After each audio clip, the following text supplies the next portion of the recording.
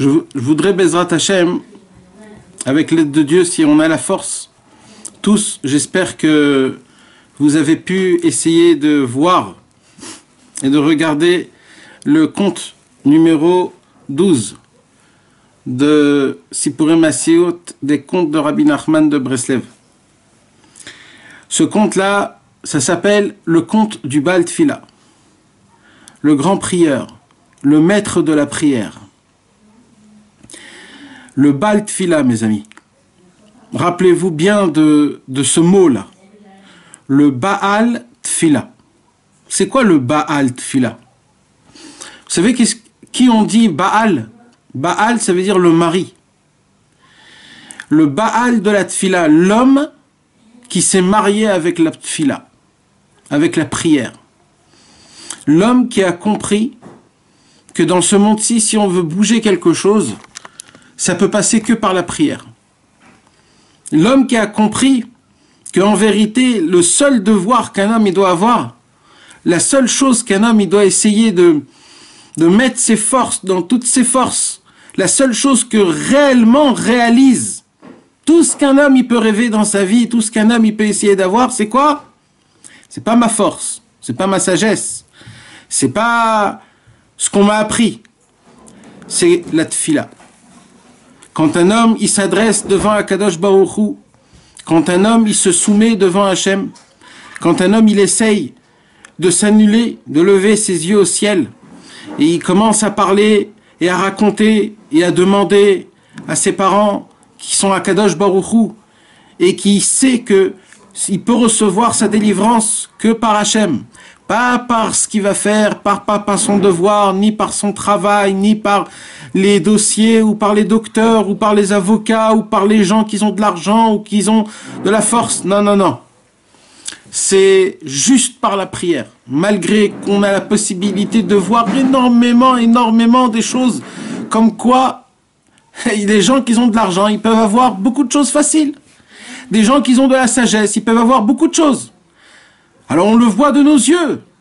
Mais alors moi que j'ai pas d'argent ou j'ai pas de sagesse, comment je vais réussir dans ma vie?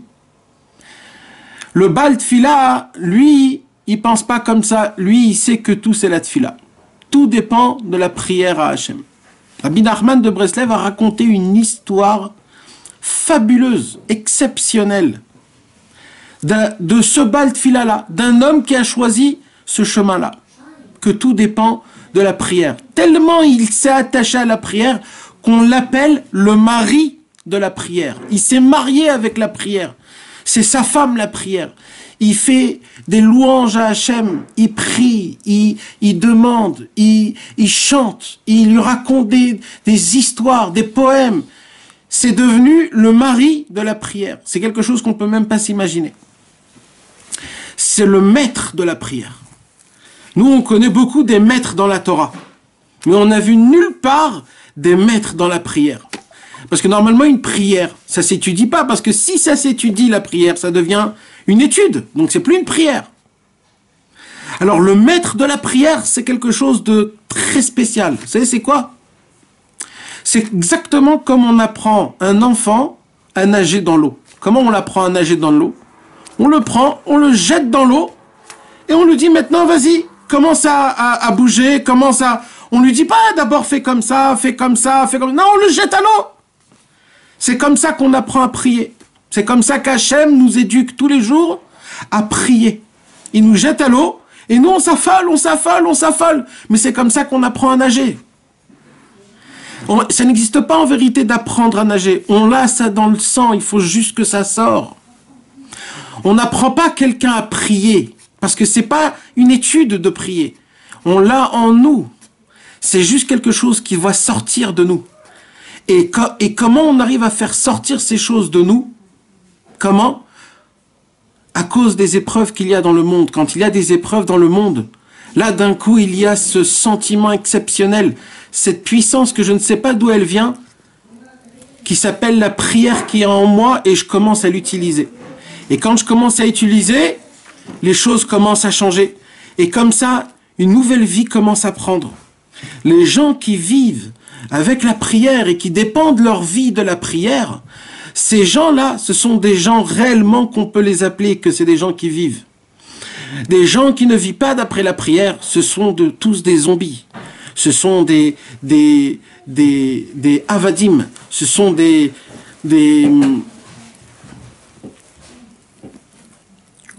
comment on appelle ça? Des esclaves. Ce sont des esclaves, esclaves de ce monde, esclaves des ta'avot, esclaves de la parnassa, et ainsi de suite. Je veux pas trop parler, mes amis, parce que c'est pas ça l'essentiel. Moi, ce que je veux avec vous, Bezrat Hashem, c'est d'essayer d'étudier, de vous lire, Bezrat Hashem. Moi, je vais appeler ça comme moi je vais l'appeler. C'est vrai que c'est un conte de Rabbi Nachman, le conte numéro 12. Mais vous voulez savoir comment moi je l'appelle ça? La prophétie de Rabbi Nachman. Ce soir, on va lire une prophétie que Rabbeinu il a écrite. Normalement, les prophéties, c'est pour le futur. Mais là, cette prophétie, c'est pas une prophétie du futur. C'est une prophétie du passé, du présent et du futur en même temps, les trois. On va la lire. On va lire d'abord l'histoire, comme Rabbeinu il la raconte. Et après, mes amis, on va étudier un livre qui s'appelle Chochma Udvuna, que Rabbi Avraham ben Rabbi Nachman il a écrit. C'est une explication sur le Sipurim Maasiot, sur ce conte. Et on va dire quelques mots et vous allez voir, Bezrat Hashem, comment on vit réellement la prophétie que Rabbeinu il nous a donnée ici. Alors, premièrement, il faut savoir une chose. Rabbeinu HaKadosh, il nous raconte l'histoire d'un maître de la prière. D'ailleurs, l'histoire en elle-même s'appelle l'histoire du maître de la prière. Qu'est-ce que tu fais, Ali? Maintenant, qu'est-ce que tu fais? qu'est-ce qui se passe? C'est quoi cette histoire? C'est l'histoire d'un homme que toute sa vie, il a compris que dans ce monde, il n'y a rien à faire, à part la prière. Il n'y a pas de plus important que la prière. Il n'y a pas de plus efficace que la prière. Quand on dit le mot la prière, elle veut dire aussi les chants envers Hachem. Ça voudrait dire aussi des louanges, des poèmes, tout ce que peut inclure la prière, tout ce que peut inclure une conversation entre un père et son créateur.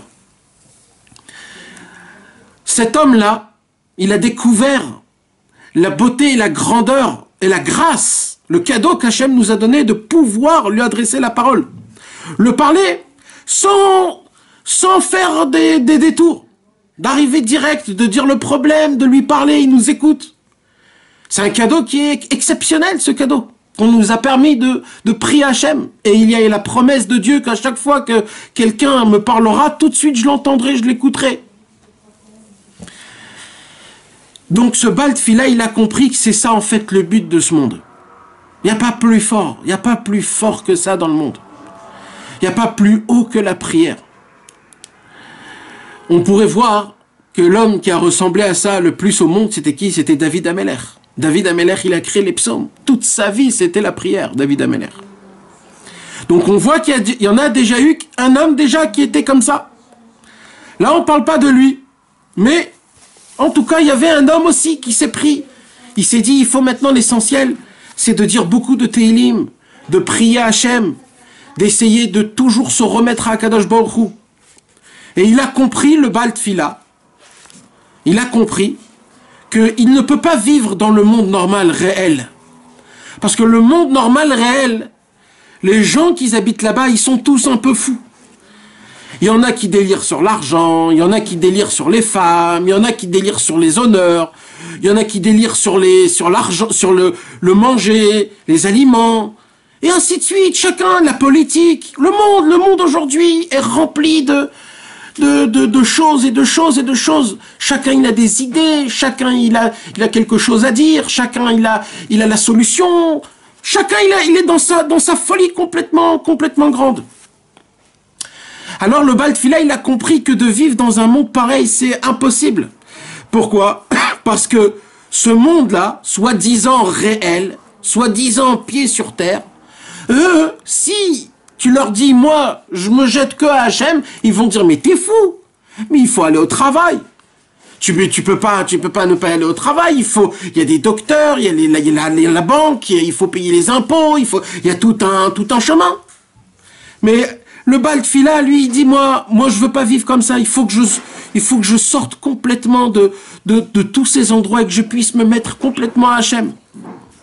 Donc, il choisit ce Baal Tfila d'y aller en dehors de la ville, d'habiter dans des endroits un peu lointains, loin de la ville, loin du bruit, loin des lumières, loin de la folie, loin de la vitesse, loin de tout ce qu'on peut appeler de ce qui est brillant et ce qui est criant.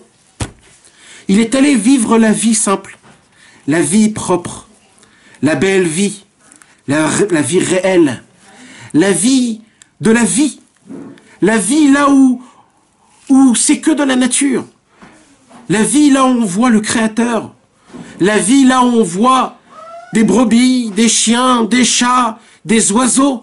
On peut entendre encore des belles choses, des fleuves qui coulent, de voir le printemps, tous les 4 saisons, de voir comment Akadosh Baruch Hu, il fait son monde, comment le monde il meurt, après il revit petit à petit, après il fleurit, après il donne des fruits, après il remeurt, après il revit, de revoir vraiment la main d'Hachem. Et là-bas, le Baal Tfila, il s'est grandi encore plus et monté de niveau en niveau et de niveau en niveau, jusqu'à qu'il est devenu un maître de maître dans la Tfila, le plus grand de la Tfila. Il a atteint des niveaux où il a dit maintenant il faut commencer à écrire des Tfilotes. Et il a commencé à écrire des prières, une prière pour ça et une prière pour ça. Toutes les personnes qui lisaient ces prières-là, c'était des choses qui se passaient dans le monde qui étaient inimaginables. C'était de la folie, c'était vraiment de la folie. C'était quelque chose de très fort. Maintenant, le Baal Tfila, il s'est dit, s'il n'y a que moi dans le monde, ça sert à quoi? Il y a que moi, je vais être un tzaddik, que moi, je vais faire ce que Akadosh Baruch Hu, il aime le plus. Ça se peut pas, c'est dommage. Alors il s'est dit, le Baal Tfila, il faudrait que j'aille quelque part. Et il faudrait que je commence à chercher des gens, à essayer de les parler, et à essayer de leur donner l'eau à la bouche, l'envie de vivre une vie que je mène. D'être totalement soumis, totalement annulé, totalement dépendant que du roi de tous les rois, Akadosh Baruch Hu. Et il a commencé à sortir de l'endroit de là où il habitait. Et il a commencé à y aller dans la ville, là où il avait l'habitude. Et là, il commence à voir quelqu'un. Il prend cette personne-là, il lui dit comment ça va, qu'est-ce que tu fais? Voilà, je travaille, ma vie elle est comme ça, c'est difficile. Et là, ma fille elle est fatiguée, ma femme elle est un petit peu malade, la parnassa c'est un petit peu difficile. Et il lui raconte tout ce que nous on vit, notre vie à nous. Et le Baal Tfila, il lui dit, mais dis-moi, tu veux pas te réveiller un jour? Tu sais qu'il y a Hachem dans le monde. Tu sais que si tu lèves tes yeux au ciel et que tu vois ce soleil, tu vois ces étoiles, tu vois cette création de Dieu, tu sais que là tu vas découvrir Dieu, tu vas commencer à lui parler, tu vas le ressentir du plus profond de ton cœur. Tu vas le sentir Hachem dans l'air que tu respires, à chaque millième de centimètre. Tu vas sentir la divinité qu'il y a dans chaque cube, que ce qu'on respire, dans la respiration qu'on respire. Tu vas découvrir que le monde en entier est rempli de divinité. Le monde en entier est rempli que de bonnes choses. Tu vas découvrir Hachem et tu vas voir que tout dépend que de lui. Et tu vas commencer à le prier, tu vas voir ta vie changer. Tu vas voir que ta femme en fait n'est pas fatiguée. Tu vas voir que tes enfants en fait ils sont bien et sages. Tu vas découvrir que toi aussi tu as de la parnassa et tu as tout ce qu'il te faut et qu'il te manque rien. Tu vas découvrir qu'en fait tu vis dans un monde meilleur.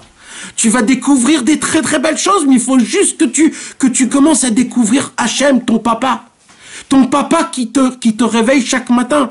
Ton papa qui te donne à manger, à boire, qui te fait faire rigoler, qui te donne la vie, qui te donne tout, qui te donne le goût de la vie. Lui, celui qui te fait des très belles choses, des cadeaux énormes tous les jours, qui t'a donné une femme et des enfants, un toit et des habits, de la parnassa et tout le reste. ce même papa, Hachem Yitbarach, c'est lui qui a créé le ciel, c'est lui qui a créé la terre, c'est lui qui a créé le monde. Et lui, il t'a dit, tu peux me parler à chaque fois que tu me parleras, je t'écouterai du début jusqu'à la fin. Le mec comme ça, il entend le Baal Tefila, il lui dit, t'es sérieux? Le Baal Tefila, il lui dit, mais super sérieux. D'ailleurs, il lui dit, le Baal Tefila, viens avec moi. Viens avec moi dans la forêt. Viens, on va tenter la chose. Et là, le Baal Tefila, mes amis, il prend cet homme, un homme normal, hein. Cet homme, c'était un homme comme nous. Un mec qui était au boulot. Il était au boulot le matin, il a tout fait, il a mangé son hamburger, et le soir, il se revoit avec un mec qui s'appelle le Baal Tefila, il sait même pas d'où ça vient, et il lui dit d'aller dans une forêt et de parler à Hachem. Mais où je me trouve? Mais lui, il tente sa chance. Il va dans la forêt avec le Baal Tefila, et là, il se passe quelque chose de inimaginable. Là, il se passe quelque chose qu'on ne peut pas expliquer. Là, il a les frissons dans tout son corps, de tout en haut jusqu'en bas. Il se sent tout petit.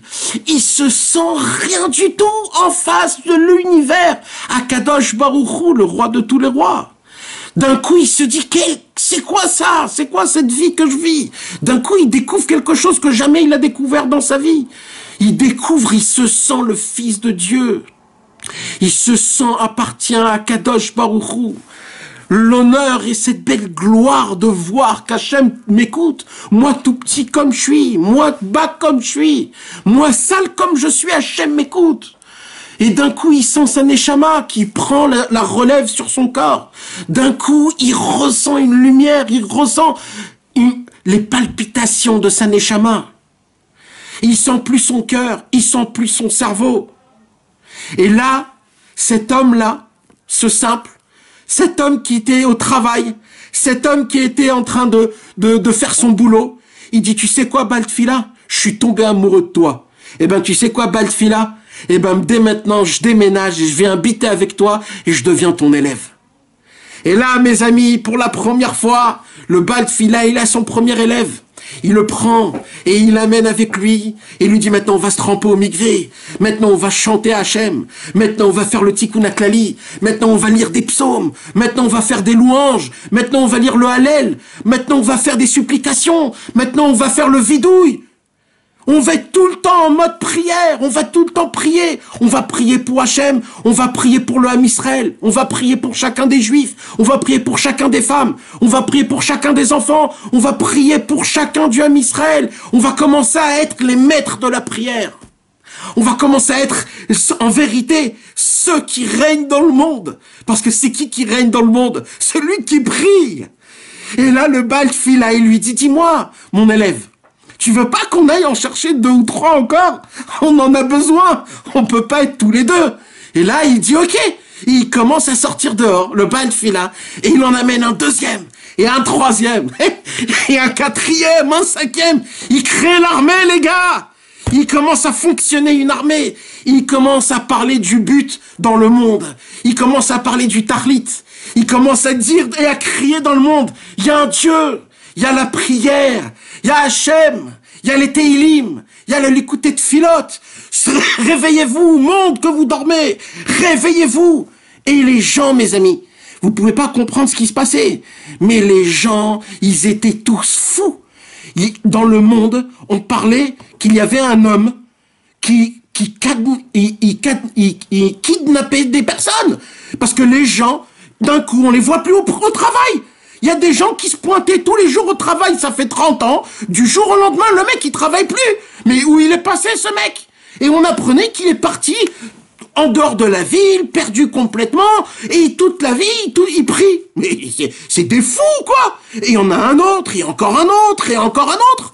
Et là, les gars, mes amis, le Baal Tefila, il révolutionne le monde. Malheureusement, mes amis, pas tout le monde peut être les élèves du Baal Tefila. Pas tout le monde. Mais Baruch Hashem, il y en a eu une belle équipe. Il y en a une très très belle équipe. Et comme ça, le Baal Tefila, mes amis, il s'occupait de ses élèves.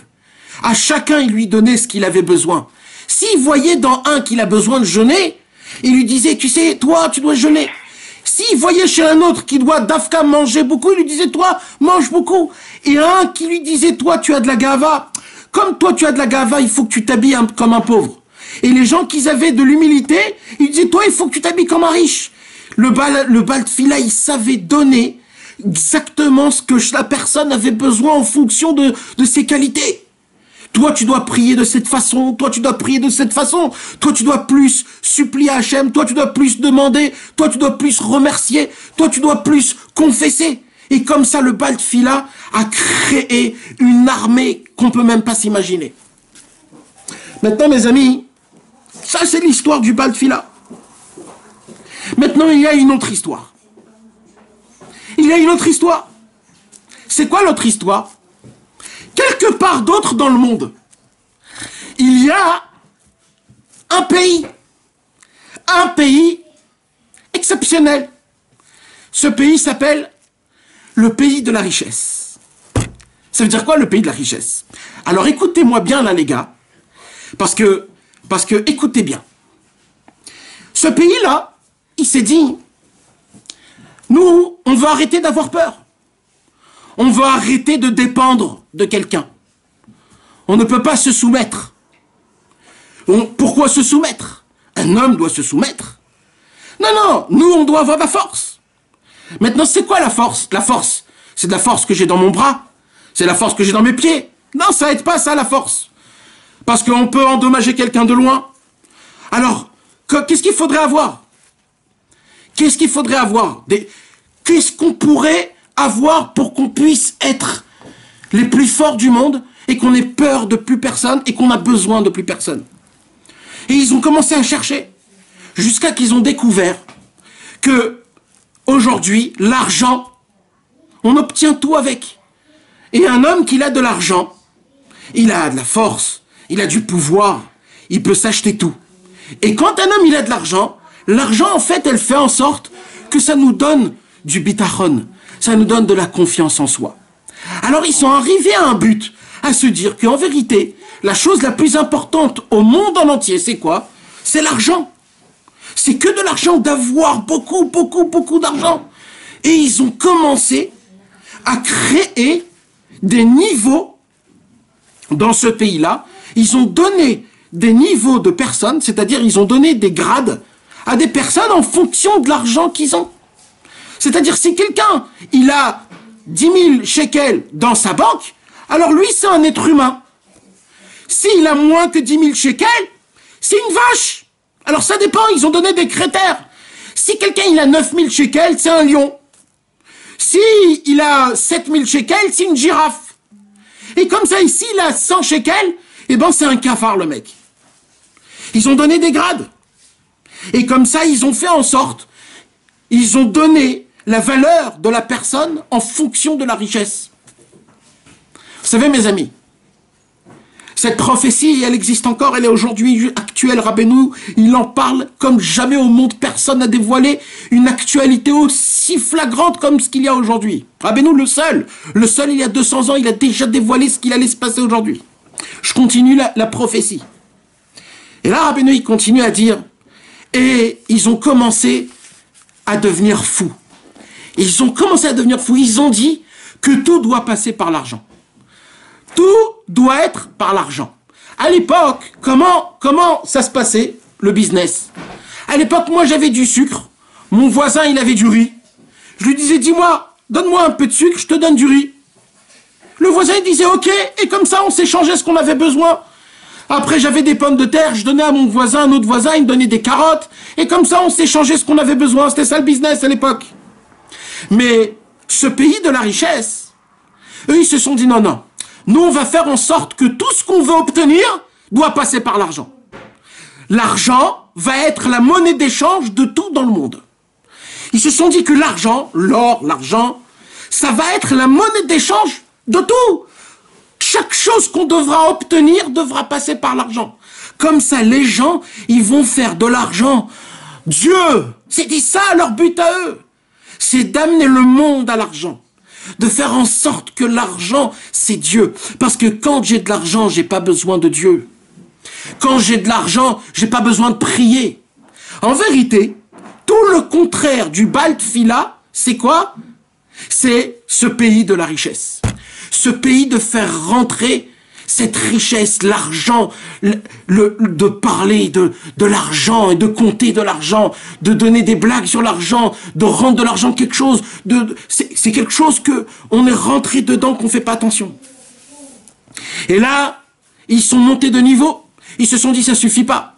Ça suffit pas que maintenant tout le business doit passer par l'argent. Ça suffit pas que tout ce qu'on veut obtenir doit passer par l'argent. Il faudrait maintenant faire dépendre les gens de l'argent. On va créer ce qu'on appelle une banque.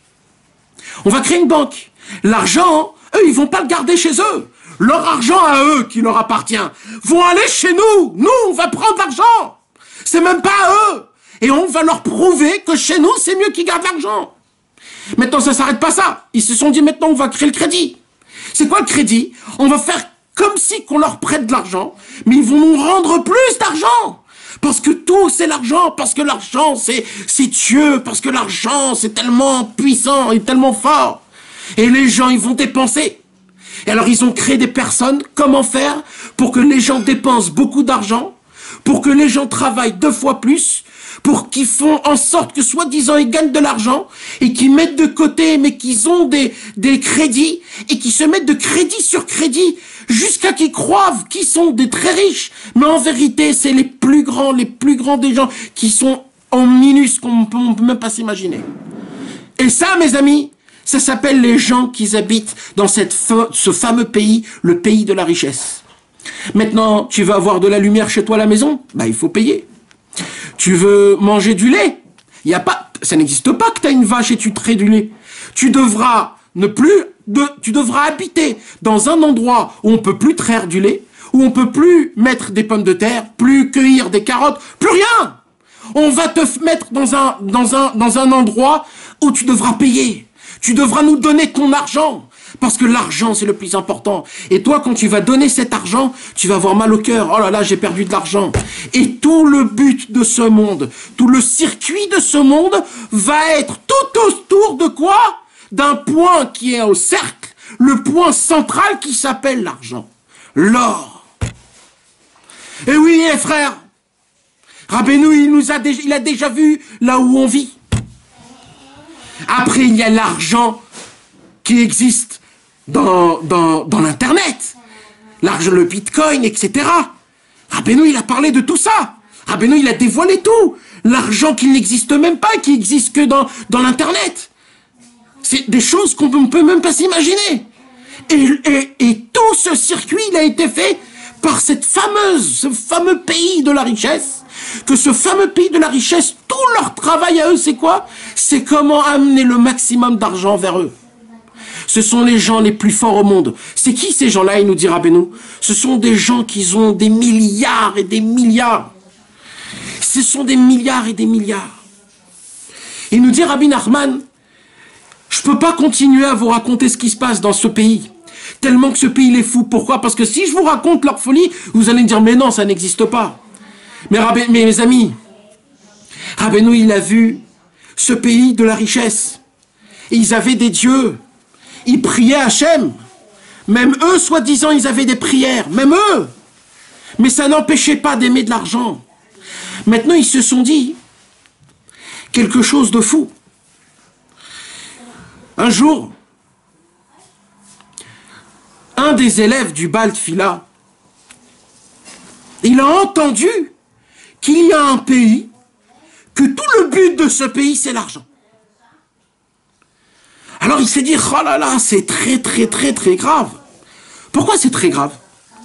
Il s'est dit parce que l'argent, tout ce qui est autour de l'argent, même si j'ai besoin, parce que j'ai vraiment besoin, mais rien que le fait que j'ai un contact avec l'argent, c'est tout le contraire de la prière. Un homme qui a beaucoup d'argent, il ne peut pas prier. Il ne peut pas prier. Moins t'en as, plus tu pries, mon frère. Quand t'en as pas, tu sais comment tu pries? Tu secoues les cieux, mon frère. Pourquoi? Parce que plus t'en as de l'argent, plus tu crois que t'as pas besoin de Dieu. Hachem, si nous on veut être éduqués, Hachem il dit ok, je vais t'apprendre comment je vais t'éduquer. Je vais t'enlever des moyens pour que tu pries. Et quand tu vas comprendre que tout ce que tu as besoin ne dépend pas de l'argent, là, je vais te donner l'abondance. Parce que c'est ça la vérité. La vérité, c'est que l'abondance, c'est pas l'argent qui te la donne. C'est Dieu qui te la donne. Quand un homme, il lui manque de l'argent, il sait qu'il n'a plus personne, il n'a que Hachem.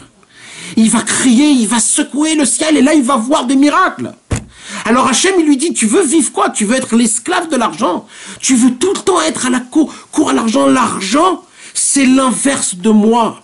Rabbi Nachman, il a appelé l'argent, il a appelé la Avoda Zara. Il n'a rien appelé à la Avoda Zara, Rabbeinu, à part l'argent. L'argent, c'est le remplaçant de Dieu.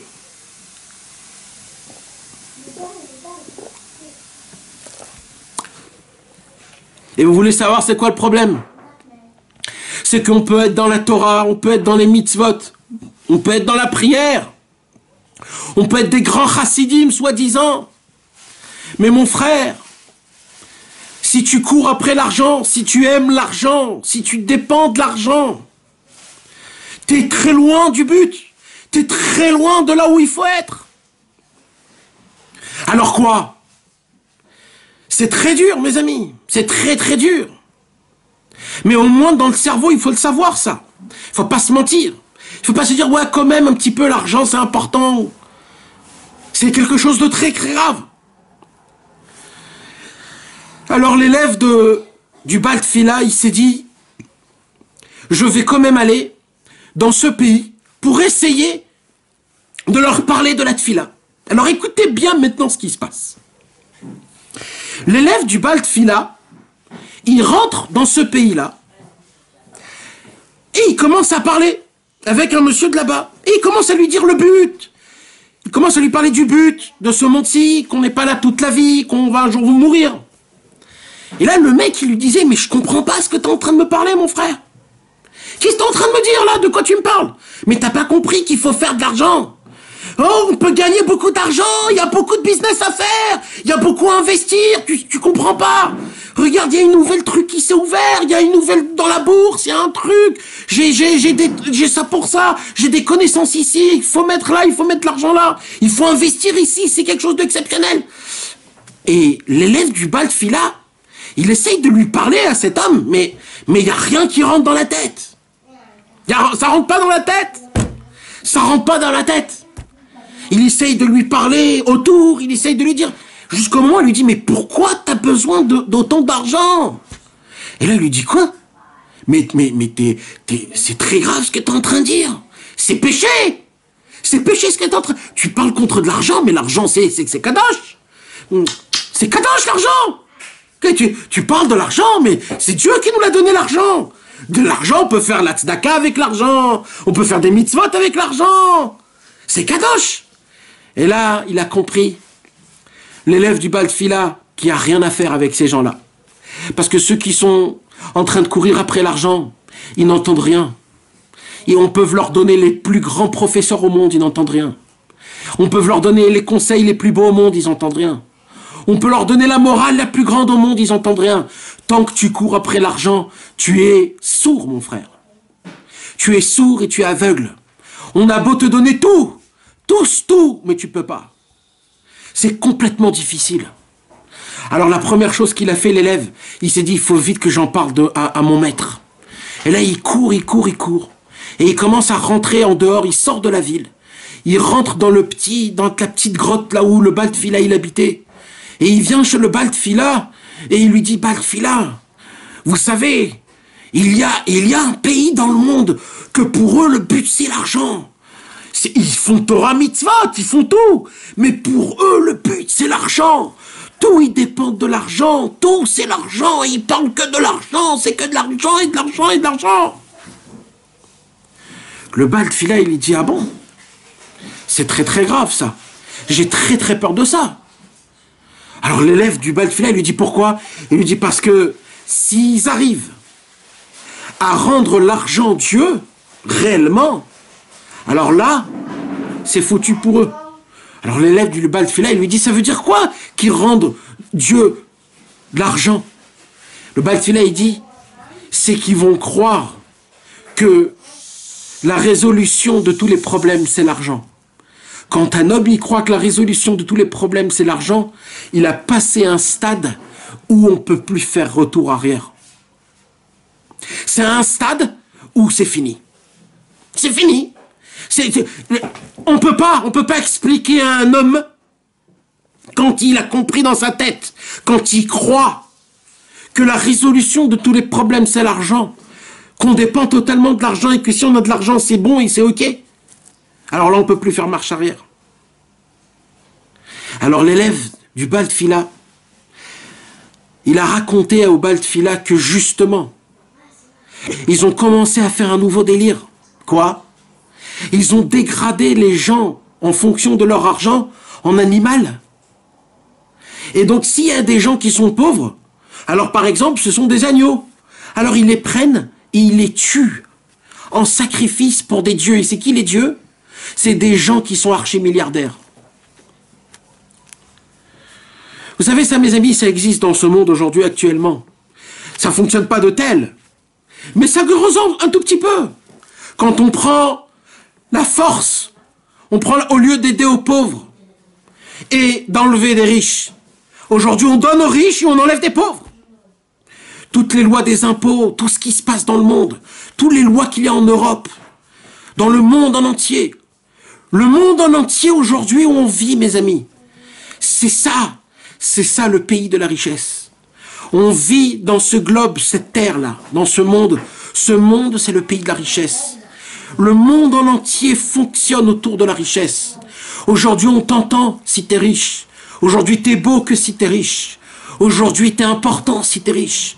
Et ça, c'est valable, mes amis, même dans la Torah et même pas dans la Torah. Ne croyez pas que dans la Torah, c'est pas comme ça. Même dans la Torah, c'est comme ça. Oui, mes amis. Et même dans l'autre côté, j'ai même pas besoin de le dire. On le voit de nos yeux. Mais aujourd'hui, un menteur, c'est lui qui a de la richesse. Aujourd'hui, tout est autour de l'argent. Tout est autour de « je veux gagner ». Même aujourd'hui, la Vodat Hashem, le service divin. Le service divin. Pour servir Hashem, on dépend même le service divin de la Parnassa. Même pour monter en Eretz Israël, on dit on ne peut pas monter en Eretz Israël à cause de la Parnassa. Tout, on dépend de la Parnassa. Tout, la prière, Mincha, ouais, j'ai la Parnassa, je ne peux pas faire Mincha. Arvit, Shacharit. Tout est autour de l'argent. Quand il nous manque de l'argent, tout de suite on dit, oh là là, j'ai besoin d'argent. On pense pas à Hachem. On a oublié que c'est qui nous donne l'argent. On peut dépasser l'argent en sautant vers Hachem. Mais on vit dans ce pays. Et comme on vit dans ce pays, vous savez quoi, mes amis? Malgré qu'on est des juifs, malgré qu'on est des forts, malgré qu'on est des grands, eh ben on croit à ce pays-là. Et nous, on se dégrade et on se regarde comme des insectes. On se considère comme des vaches et comme des agneaux et comme des crabes et des je ne sais pas quoi. On se considère comme des imbéciles. On n'est pas content. Combien on devait être content de ce qu'on gagne, même si c'est un tout petit peu. Avant, nos grands-parents, avec un peu de pain et un peu d'huile d'olive, ils étaient aux anges. Aujourd'hui, on a une table avec toutes les sortes de salades et on râle. On a des centaines d'habits et on râle, j'ai pas de quoi m'habiller. À l'époque, ils n'avaient pas de quoi s'habiller. On a tout aujourd'hui. On est tous des riches. On est des riches inimaginables. On habite dans des maisons grandes. À l'époque, ils habitaient dans des 4 mètres carrés. On gagne des fortunes. Tout ce qu'on a, on a des voitures, on a des maisons. Mais on est des riches. Et on dit, ouais, on est des pauvres, c'est sur la Parnassa, j'arrive pas, c'est compliqué. Mes amis, on vit dans un dimion, dans une invention, dans un imaginaire. C'est un monde imaginaire total. On ne connaît pas la réalité. On a oublié ce que c'est la réalité. Le manger qu'on mange aujourd'hui, c'est du manger qui a été sali par l'argent. Aujourd'hui, on ne peut pas acheter des pommes qui sont un peu sales, qui sont naturelles. On a besoin de voir des pommes qui brillent. On a besoin de voir des tomates qui brillent. C'est pas la réalité, ça. Les réalités, c'est de la terre, c'est un petit peu sale. Mais nous, on veut tout ce qui brille, l'argent. Dans la Vodat Hashem, on veut tout ce qui brille. On veut être parfait, on veut se lever Ratzot, on veut faire une bonne des doutes. Mais on n'arrive pas, alors on n'est pas content de nous-mêmes. Parce qu'on pue un peu, parce qu'on n'est pas comme il faut. L'argent, c'est quoi? C'est tout ce qui brille, c'est tout ce qui est beau extérieurement, mais qui pue, qui est complètement horrible dedans intérieurement. Ça, c'est l'argent. N'oubliez pas que l'or, il est dans la terre. Il est dans la terre, même le diamant, il est dans la terre. Pour que le diamant il puisse briller, il faut le lisser énormément. Et c'est ça, mes amis. On ne le voit pas.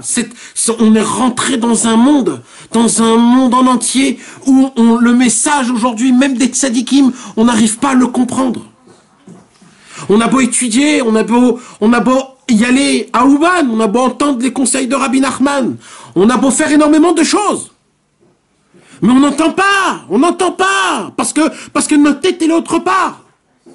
Elle est dans l'argent, maintenant ne croyez pas que je parle pour faire de l'argent. Même des gens nécessiteux qui pensent toute la journée à l'argent aussi, c'est un problème.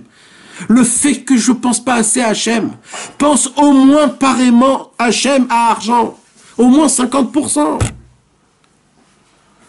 Malheureusement, on a oublié Akadosh Baruch Hu partout. Et là, mes amis, le Baal Tfila, il a dit, si c'est comme ça, arrivé à un niveau pareil, qu'il commence à sacrifier pour des dieux, des archimilliardaires commencent à faire des grandes choses dans le monde, et les gens disent comme quoi que c'est des grands et des gens importants, Bill Gates, etc., des gens qui sont sages, des gens, ils ont créé, mais en fait, on ne sait pas comment derrière, ils ont créé des choses qui sont horribles à nous. On ne va pas rentrer dans ça.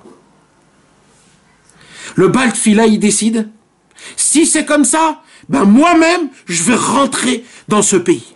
Et là, les gars, le Baal Tfila, avec son armée derrière lui, il rentre, il essaye de rentrer dans le pays de la richesse. Maintenant, vous savez, le pays de la richesse, comme eux, ils ne veulent pas vivre avec des gens qui ne croient pas en eux, ça veut dire qu'ils ne dépendent pas de l'argent. Alors eux, ils se sont créés comme une muraille autour d'eux pour que personne rentre. Alors le Baal Tfila, il arrive au sommet de ce pays et il voit le garde. Et il commence à parler avec le garde. Et il commence à lui parler. Et là, le garde, il lui dit, mais t'es fou. Tu parles contre notre religion. C'est très important l'argent, c'est kadosh. On peut faire le tzedaka, on peut faire des synagogues, on peut faire des sefer Torah, c'est très important. Et là, le Baal Tfila, il commence à lui parler de la mort, à lui parler de Dieu, à lui parler de c'est quoi Kadosh Baruch Hu, qu'il y a une justice dans le monde. Comment ça se fait que vous êtes arrivé à sacrifier des gens, à enlever la justice, à devenir complètement fou? Comment ça se fait que vous êtes devenus des malades? Vous donnez des grades à des gens, vous donnez des valeurs aux gens en fonction de leur argent, en fonction de comment ils ont de l'argent. Comment vous êtes arrivé à des choses comme ça? Et là, le garde, il n'entend même pas, il ne sait même pas ce qu'il lui dit. Le Baal Tfila, il a dit, ok, tu crois que je vais m'arrêter là, je vais continuer. Et là, le Baal Tfila, il revient le lendemain et il lui parle encore une fois. Et il lui dit, sache qu'il y a des guérisons dans le monde. Sache que tu peux vivre sans l'argent. Sache que oui, tu peux vivre que par la Emouna. Sache que si tu as la Emouna, tu peux vivre une vie comme jamais au monde on a vécu. Comme on est sorti d'Égypte avec Moshe Rabbeinu. Comme le peuple juif était toute sa vie. Comme David Améler, comme Avraham, Yitzhak et Yaakov. Comme Moshe Rabbeinu, comme tous les tzadikim, comme tous nous, nos ancêtres à nous. Tous nos patriarches. Toute l'histoire juive, ils ont vécu toute leur vie avec la Emouna. Vous aussi, vous pouvez vivre avec la Emouna. Ne croyez pas qu'on dépend que de l'argent. Ne croyez pas que les problèmes d'argent, ce sont des problèmes. Ne croyez pas que de courir après l'argent, c'est ça qui va faire en sorte que vous allez être soi-disant meilleur, même dans la Torah. Ne dépendez pas de l'argent, dépendez que d'Hachem. Dépendez de Dieu le Tout-Puissant. Dépendez du Likuté de Philote. Dépendez des Teilim. Dépendez du Hallel. Dépendez des Hitbo des doutes. Et là, le garde, il lui dit, oh là là, ce que tu es en train de me dire, ça me tente. Il lui dit, ça me tente. Mais tu sais quoi? Si moi je change, je vais être seul dans le monde. Moi, je peux pas être seul dans le monde. Alors, je préfère rester comme ça. C'est ce qu'on se dit tous. Moi, quoi? Je vais arrêter d'aller au travail. Quoi, je vais arrêter de faire de l'argent, mais je vais être tout seul dans le monde, alors qu'est-ce que je vais faire? Comment je vais vivre dans ma vie? On veut tous me prendre pour un dingue, je vais être un pauvre. Comment je vais vivre de la journée? Alors on se dit, il a raison, mais moi j'ai pas la force. Mais le Baal Tfila, mes amis, il se dit, si j'ai réussi à pénétrer dans son cœur, alors celui-là, il est à moi, je vais m'occuper de lui. Mais pour l'instant, je le laisse tranquille. Pendant ce temps-là, le Baal Tfila, il va aller voir le deuxième chômeur, le deuxième garde, le gardien, l'autre. Et il commence à faire la même chose, il lui parle de l'argent. L'argent, c'est de la vodazara, l'argent, c'est un esclavage, c'est un dieu, c'est quelque chose de horrible, c'est une maladie, c'est un dimion, c'est une inventation, ça n'existe même pas. L'argent n'existe même pas. Et là, je vous parle réellement dans la vie réelle. L'argent n'existe même pas, vous voulez voir la preuve? La preuve, mes amis, c'est quand tu es à la bourse. Le dollar, il peut être à 4 et il peut être à 2. Le euro, il était très haut, il était très bas, il est monté très haut. Un homme, il peut avoir des milliards, il peut plus rien avoir. On l'a vu avec le corona aujourd'hui, avec la bourse. Des gens, ils ont perdu des milliards. Alors l'argent, il existe, il n'existe pas l'argent. Ça n'existe pas, on t'a fait rentrer dans ta tête des raisons de valeur qui n'existent même pas. C'est parce que c'est toi qui as choisi de vivre cette vie qui dépend d'argent, cette vie qui dépend d'un compte bancaire, cette vie qui dépend des choses pareilles. Mais c'est complètement faux. Ça n'existe pas. Maintenant, mes amis, le deuxième gardien, il lui dit, mais t'es fou, comment tu parles? Mais t'as pas le droit de parler comme ça. T'as pas le droit de parler comme ça. Il lui dit, mais dis-moi. Le Baal Tfila, il lui dit, tu sais quoi? Je vais revenir demain. Il revient demain. Et là, il lui dit, maintenant, je vais t'apprendre c'est qui Avraham, Yitzhak et Yaakov. Maintenant, je vais t'apprendre c'est quoi prier. Je vais t'apprendre comment on loue Hachem. Viens, on regarde comment Dieu il t'a donné ta vie. Comment Hachem il t'aime, comment il t'a grandi. Et là, il commence à lui parler de la Torah, d'Hachem. Il lui commence à lui parler du vrai réel Dieu. Le Dieu qui dépend de la Messirut Nefesh. Akadosh Baruch Hu, il veut un soumis total. Mais eux, la soumission, c'est la chose la plus grave au monde. Il lui dit, sois un homme et soumets-toi. Il lui dit quoi? Mais d'être un homme, c'est de ne pas se soumettre. Il lui dit quoi, le Baal Tfila? Il lui dit, c'est ça. C'est d'être un homme, c'est de se soumettre. Oui, c'est ça d'être un homme. Et il lui parle de la Emouna, jusqu'à que le deuxième gardien lui dit, tu sais quoi, t'as raison. T'as raison. Mais quoi, je vais être tout seul dans le monde? Je vais être tout seul dans le monde. Alors laisse tomber. Il a dit quoi? Il a dit la même chose. Il a dit quoi? Je vais arrêter de faire la Vodat Hashem. Je vais arrêter de vivre dans ce monde-ci avec l'état à vote, avec ce que j'aime, avec ce que j'ai envie. Mais moi, je vais faire maintenant la Vodat Hashem, mais les gens, ils vont me prendre pour des fous. Alors, j'admets que c'est la vérité. Mais j'aberre pas la vérité. Et comme ça, le Baal Tfila, il a pu rentrer dedans le pays de la richesse. Malgré tous les gardes qu'il y avait autour, il a pu pénétrer en cachette. Et là, pour la première fois, il est dans la gueule du lion. Dans l'endroit le plus impur du monde. L'endroit où ils ont rendu l'argent et la course après l'argent, la chose la plus importante. Et là, il approche quelqu'un. Et il commence à lui parler. Et il commence à lui parler. Mais ça rentre pas dans les oreilles. Il lui dit, le Baal Tfila, pourquoi ça rentre pas dans les oreilles? Il lui dit, je suis très occupé. Il lui dit, pourquoi t'es occupé? Il lui dit, t'as pas entendu ce qui se passe dans le monde? Il lui dit, qu'est-ce qui se passe dans le monde? Il lui dit, t'as pas entendu du héros de guerre? Alors le Baal Tfila, il lui dit, le héros de guerre? Mais de quoi tu parles? Alors là, l'homme qui habite, cette personne-là qui habite dans le pays de la richesse, il lui dit, il y a un héros de guerre qui a conquis des batailles, qui est gradé de grades comme il n'y a jamais eu au monde, avec des échelons exceptionnels. Il a combattu des guerres et des guerres tout seul. Avec sa seule épée, il a tué des centaines de milliers de personnes. Il lui appartient, c'est un héros de guerre. Et ce guerre-là, cet héros de guerre, il a autour de lui plein de guerriers. Tous les plus grands guerriers du monde se sont mis autour de lui. Ils sont autour de lui. Et eux, qu'est-ce qu'ils font c'est quoi ce qu'ils font, eux, dans le monde? C'est qu'ils vont le héros de guerre, il envoie ses guerriers conquérir des pays dans le monde. Et comment il les conquérit? Alors écoutez bien, mes amis, ce qu'il dit Rabbi Nachman. Il dit Rabbi Nachman, il envoie un guerrier, et le guerrier rentre dans le pays, dans le fameux pays, et il dit comme ça: ou alors vous vous soumettez à moi, ou alors on vous dégobe. Alors les gens, quand ils voyaient que lui, c'est juste un guerrier parmi les plus grands guerriers, tout de suite, les gens se soumettaient. Et le guerrier, il voulait qu'une seule chose, la soumission. Il voulait rien d'autre. Ce guerrier-là, c'était qui, mes amis? Ce guerrier-là, c'était un justicier. Il voulait mettre la justice dans le monde. C'était ça, son travail à lui. La midatadine, la gvoura. C'est la justice dans le monde. Alors il allait de pays en pays et il réclamait la justice. Vous recevez la justice ou vous ne recevez pas la justice? Et le pays, dès qu'il voyait cette justice, il voyait ce qu'il était capable de faire, ce héros de guerre, si on n'appliquait pas la justice. Ils avaient très peur, alors tout de suite ils se soumettaient, et dès qu'ils se soumettaient à la justice, il n'y avait aucun problème.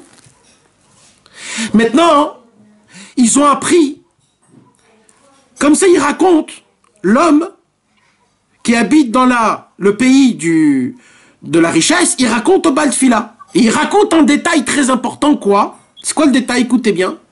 Il raconte un détail que plusieurs pays, avant d'être conquis, ont envoyé beaucoup d'argent aux fameux guerriers pour qu'ils les laissent tranquilles.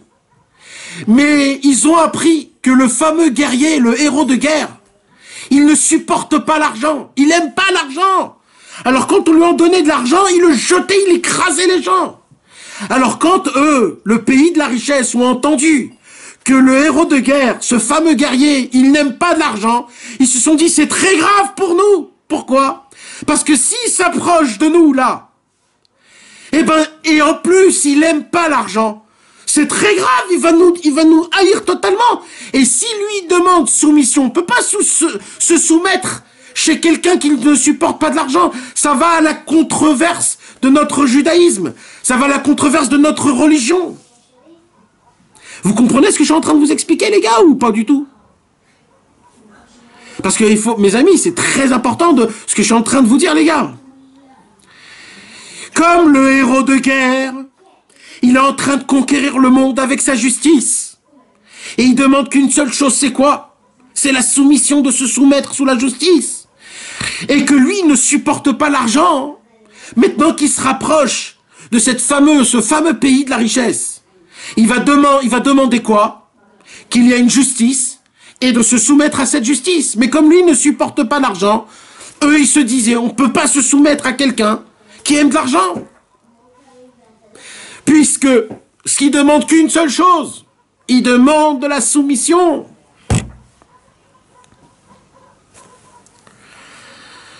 Vous voulez savoir quoi, mes amis?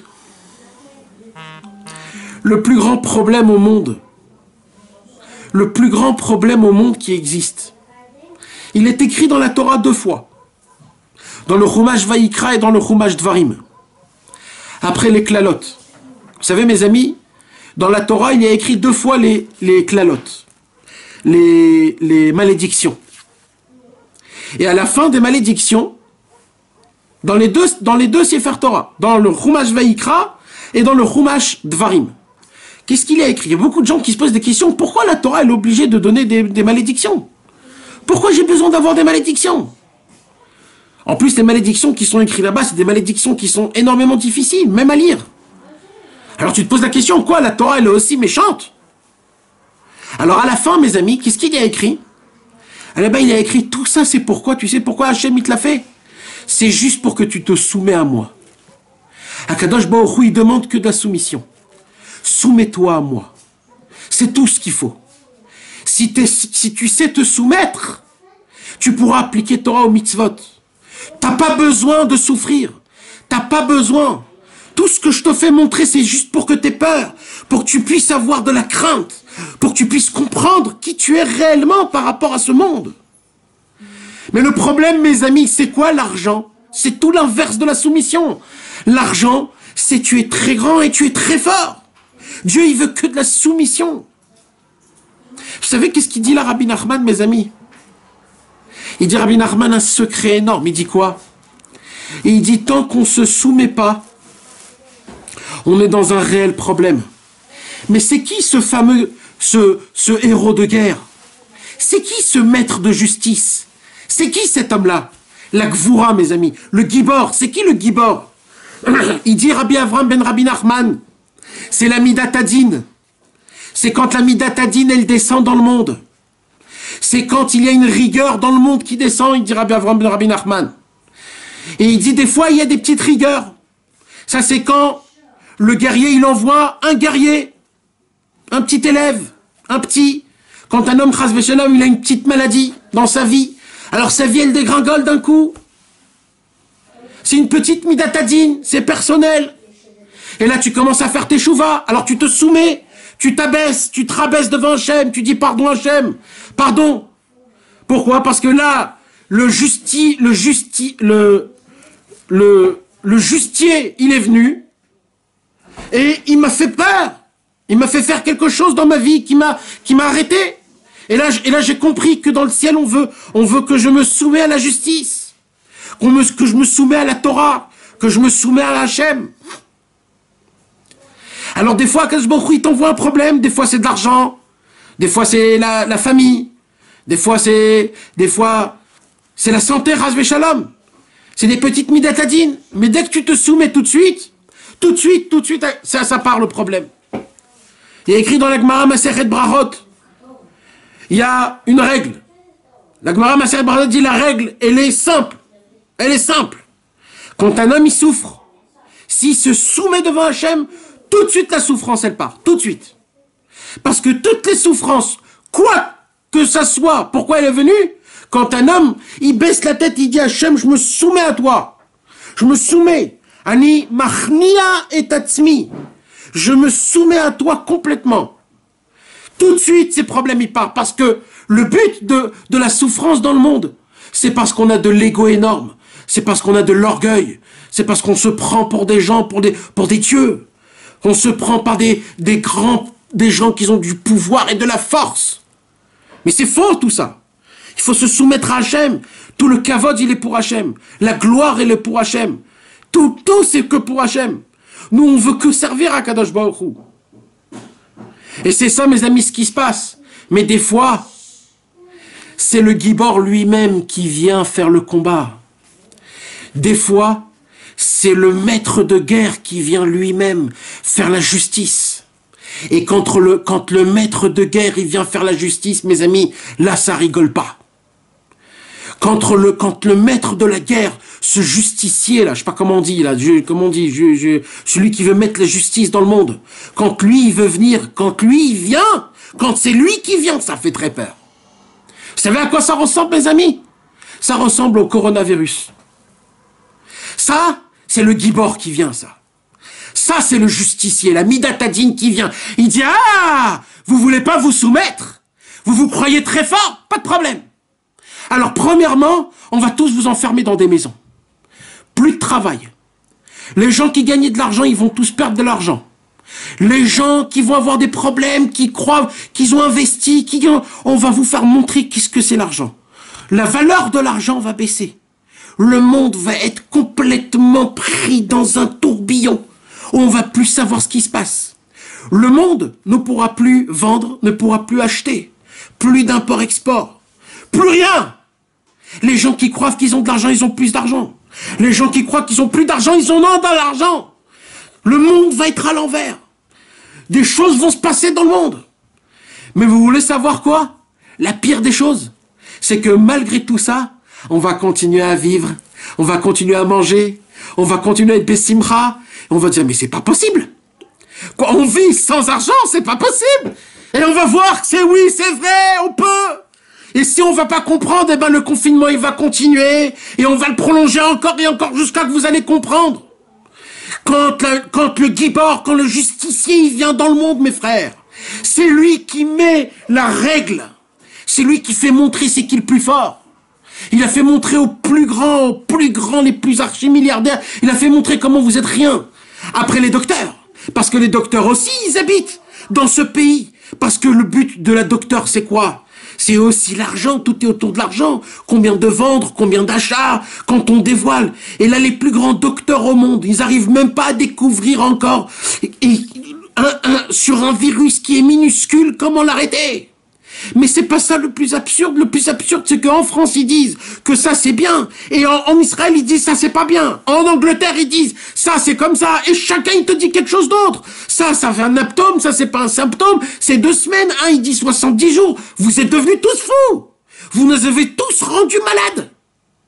Ils ont même fait sortir en Italie une vidéo que même péter, il faut pas péter parce que ça sort le gaz. On peut être raté avec le virus. Ils sont devenus tellement fous.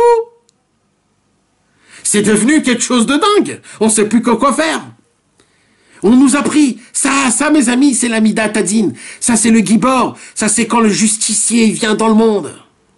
Alors, mes amis, il y a 2 possibilités. Rabbeinu, il nous l'a dit ici dans sa prophétie. C'est sa prophétie réelle, ça. Rabbeinu, il a dit, qu'est-ce qu'il a dit? Il a dit, il faut que de la soumission. Le justicier, il demande soumission. C'est quoi soumission? Soumettez-vous à Hachem. Ne vous soumettez pas à l'argent. Soumettez-vous à la Emouna. Ayez la foi et la croyance. Appuyez-vous. Annulez votre sagesse. Annulez votre cerveau. Annulez votre dimionote. Tout ce que vous savez, tout ce qu'on a dans notre cerveau. C'est ça qui demande Rabbeinu. C'est ça qui demande Hachem Yitbarach. C'est comme ça qu'on pourra changer. C'est comme ça qu'on pourra passer à une nouvelle ère. Comme ça qu'on pourra sortir de l'endroit de là où on est. Qu'est-ce que vous croyez, mes amis? Pessah, il est passé. On croyait tous que Mashiach allait venir à Pessah. Pessah, il est passé, on s'est dégonflé tous. Comme le poisson qui gonfle. Vous avez vu le poisson qui gonfle? Le poisson, il gonfle, et d'un coup, il devient tout petit.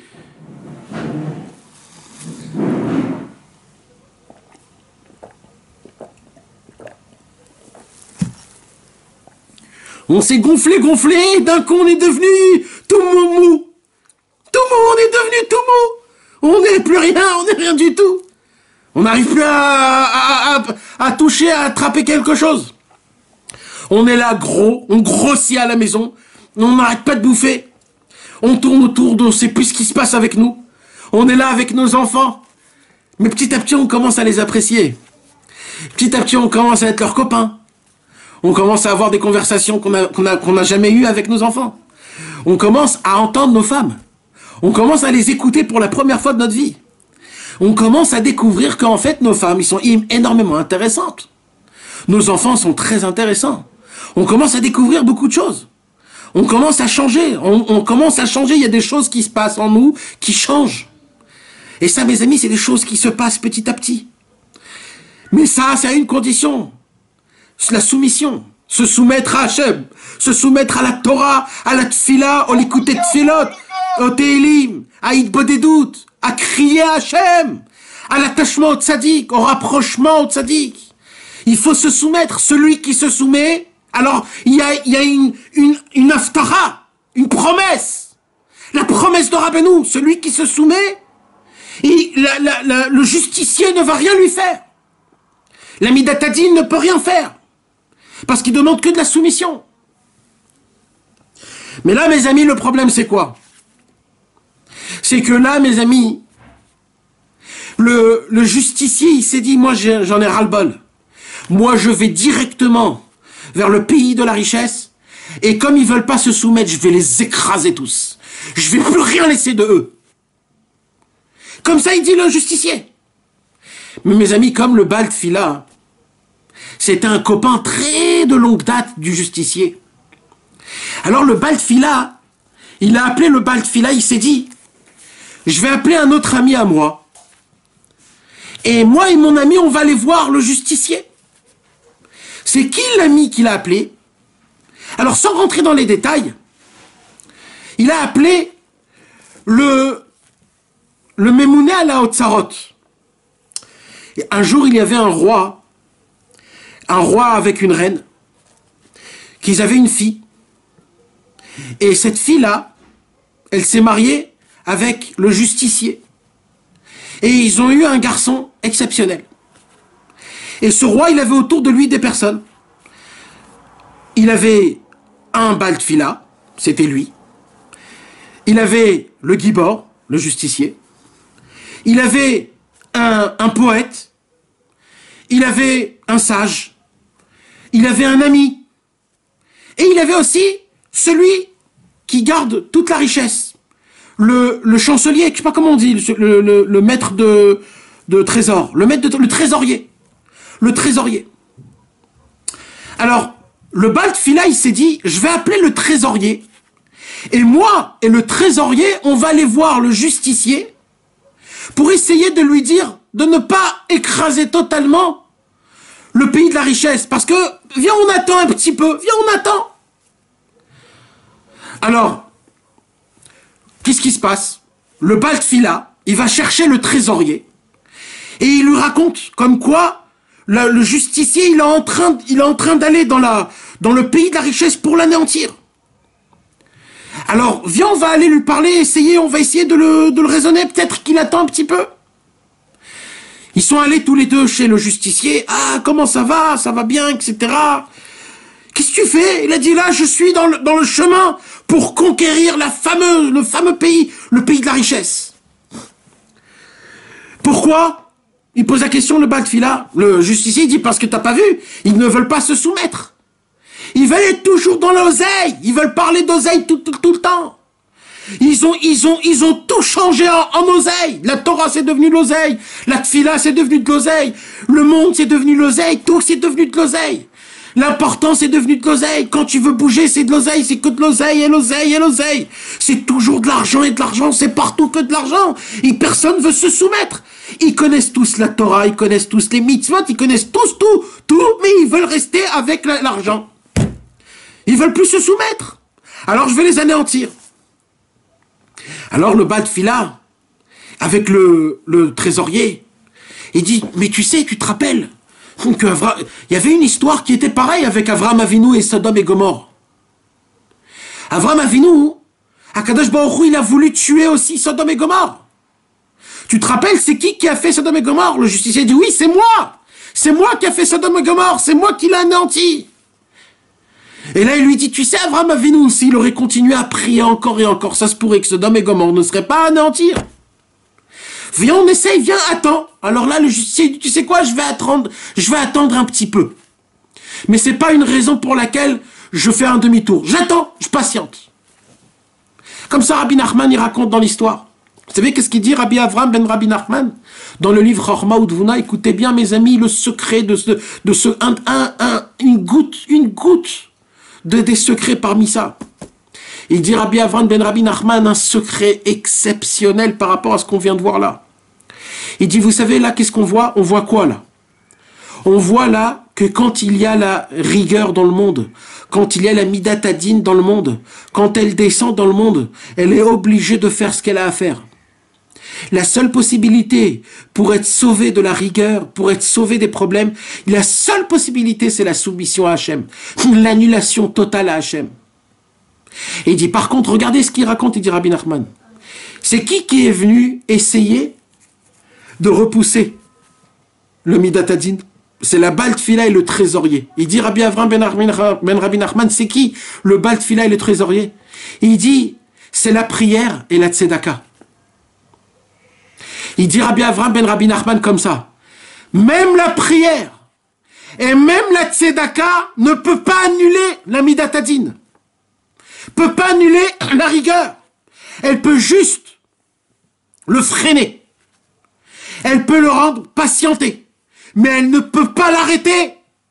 Elle peut lui dire, ok, j'attends. C'est quoi qui peut arrêter réellement la Midat Hadin? C'est la soumission. C'est l'annulation totale. Même la prière et même la tzedaka, elle ne peut pas aider. Et là, on le voit de nos yeux. Comme quoi, le Baal Tfila et le trésorier, il a juste freiné le justicier. mais le justicier lui-même. Le justicier lui-même, mes amis. Il n'a pas dit je fais demi-tour. Il a dit juste j'attends. Mais le moment venu, je vais anéantir tout. Vous savez, mes amis, là pour l'instant, on est en mode attente. On est en mode attente. Mais il y a un moment où la justice va venir. Et là, ça sera la fin de tout. Maintenant, écoutez bien ce que j'ai à vous dire. Qu'est-ce qu'on doit faire alors? Alors, un jour, il y a eu une histoire. Je veux raconter une très belle histoire. Un jour, il y a eu une histoire du grand-père de Rabbi Nachman de Breslev. Vous savez, c'était qui le grand-père de Rabbi Nachman de Breslev? Il s'appelait Rabbi Nachman Horodonker. Rabbi Nachman Horodonker était l'homme, le bras droit du Baal Shem Tov. C'était l'homme qui avait toutes les clés de sa maison. Les clés des armoires, les clés de tout. Le Baal Shem Tov lui avait confié tout ce qu'il avait besoin. Tout. La richesse du Baal Shem Tov, tout était avec lui. C'était lui le majordome. Je ne sais pas si c'est ça le vrai mot qu'on peut dire, le majordome. Mais c'était quelque chose où le Baal Shem Tov avait une totale confiance envers Rabbi Nachman Horodonker. Et Rabbi Nachman Horodonker, lui, il connaissait très bien c'était qui le Baal Shem Tov. Il rentrait, il sortait quand il voulait, sans aucun problème. Le Baal Shem Tov, pour lui, la porte était ouverte sans aucun problème.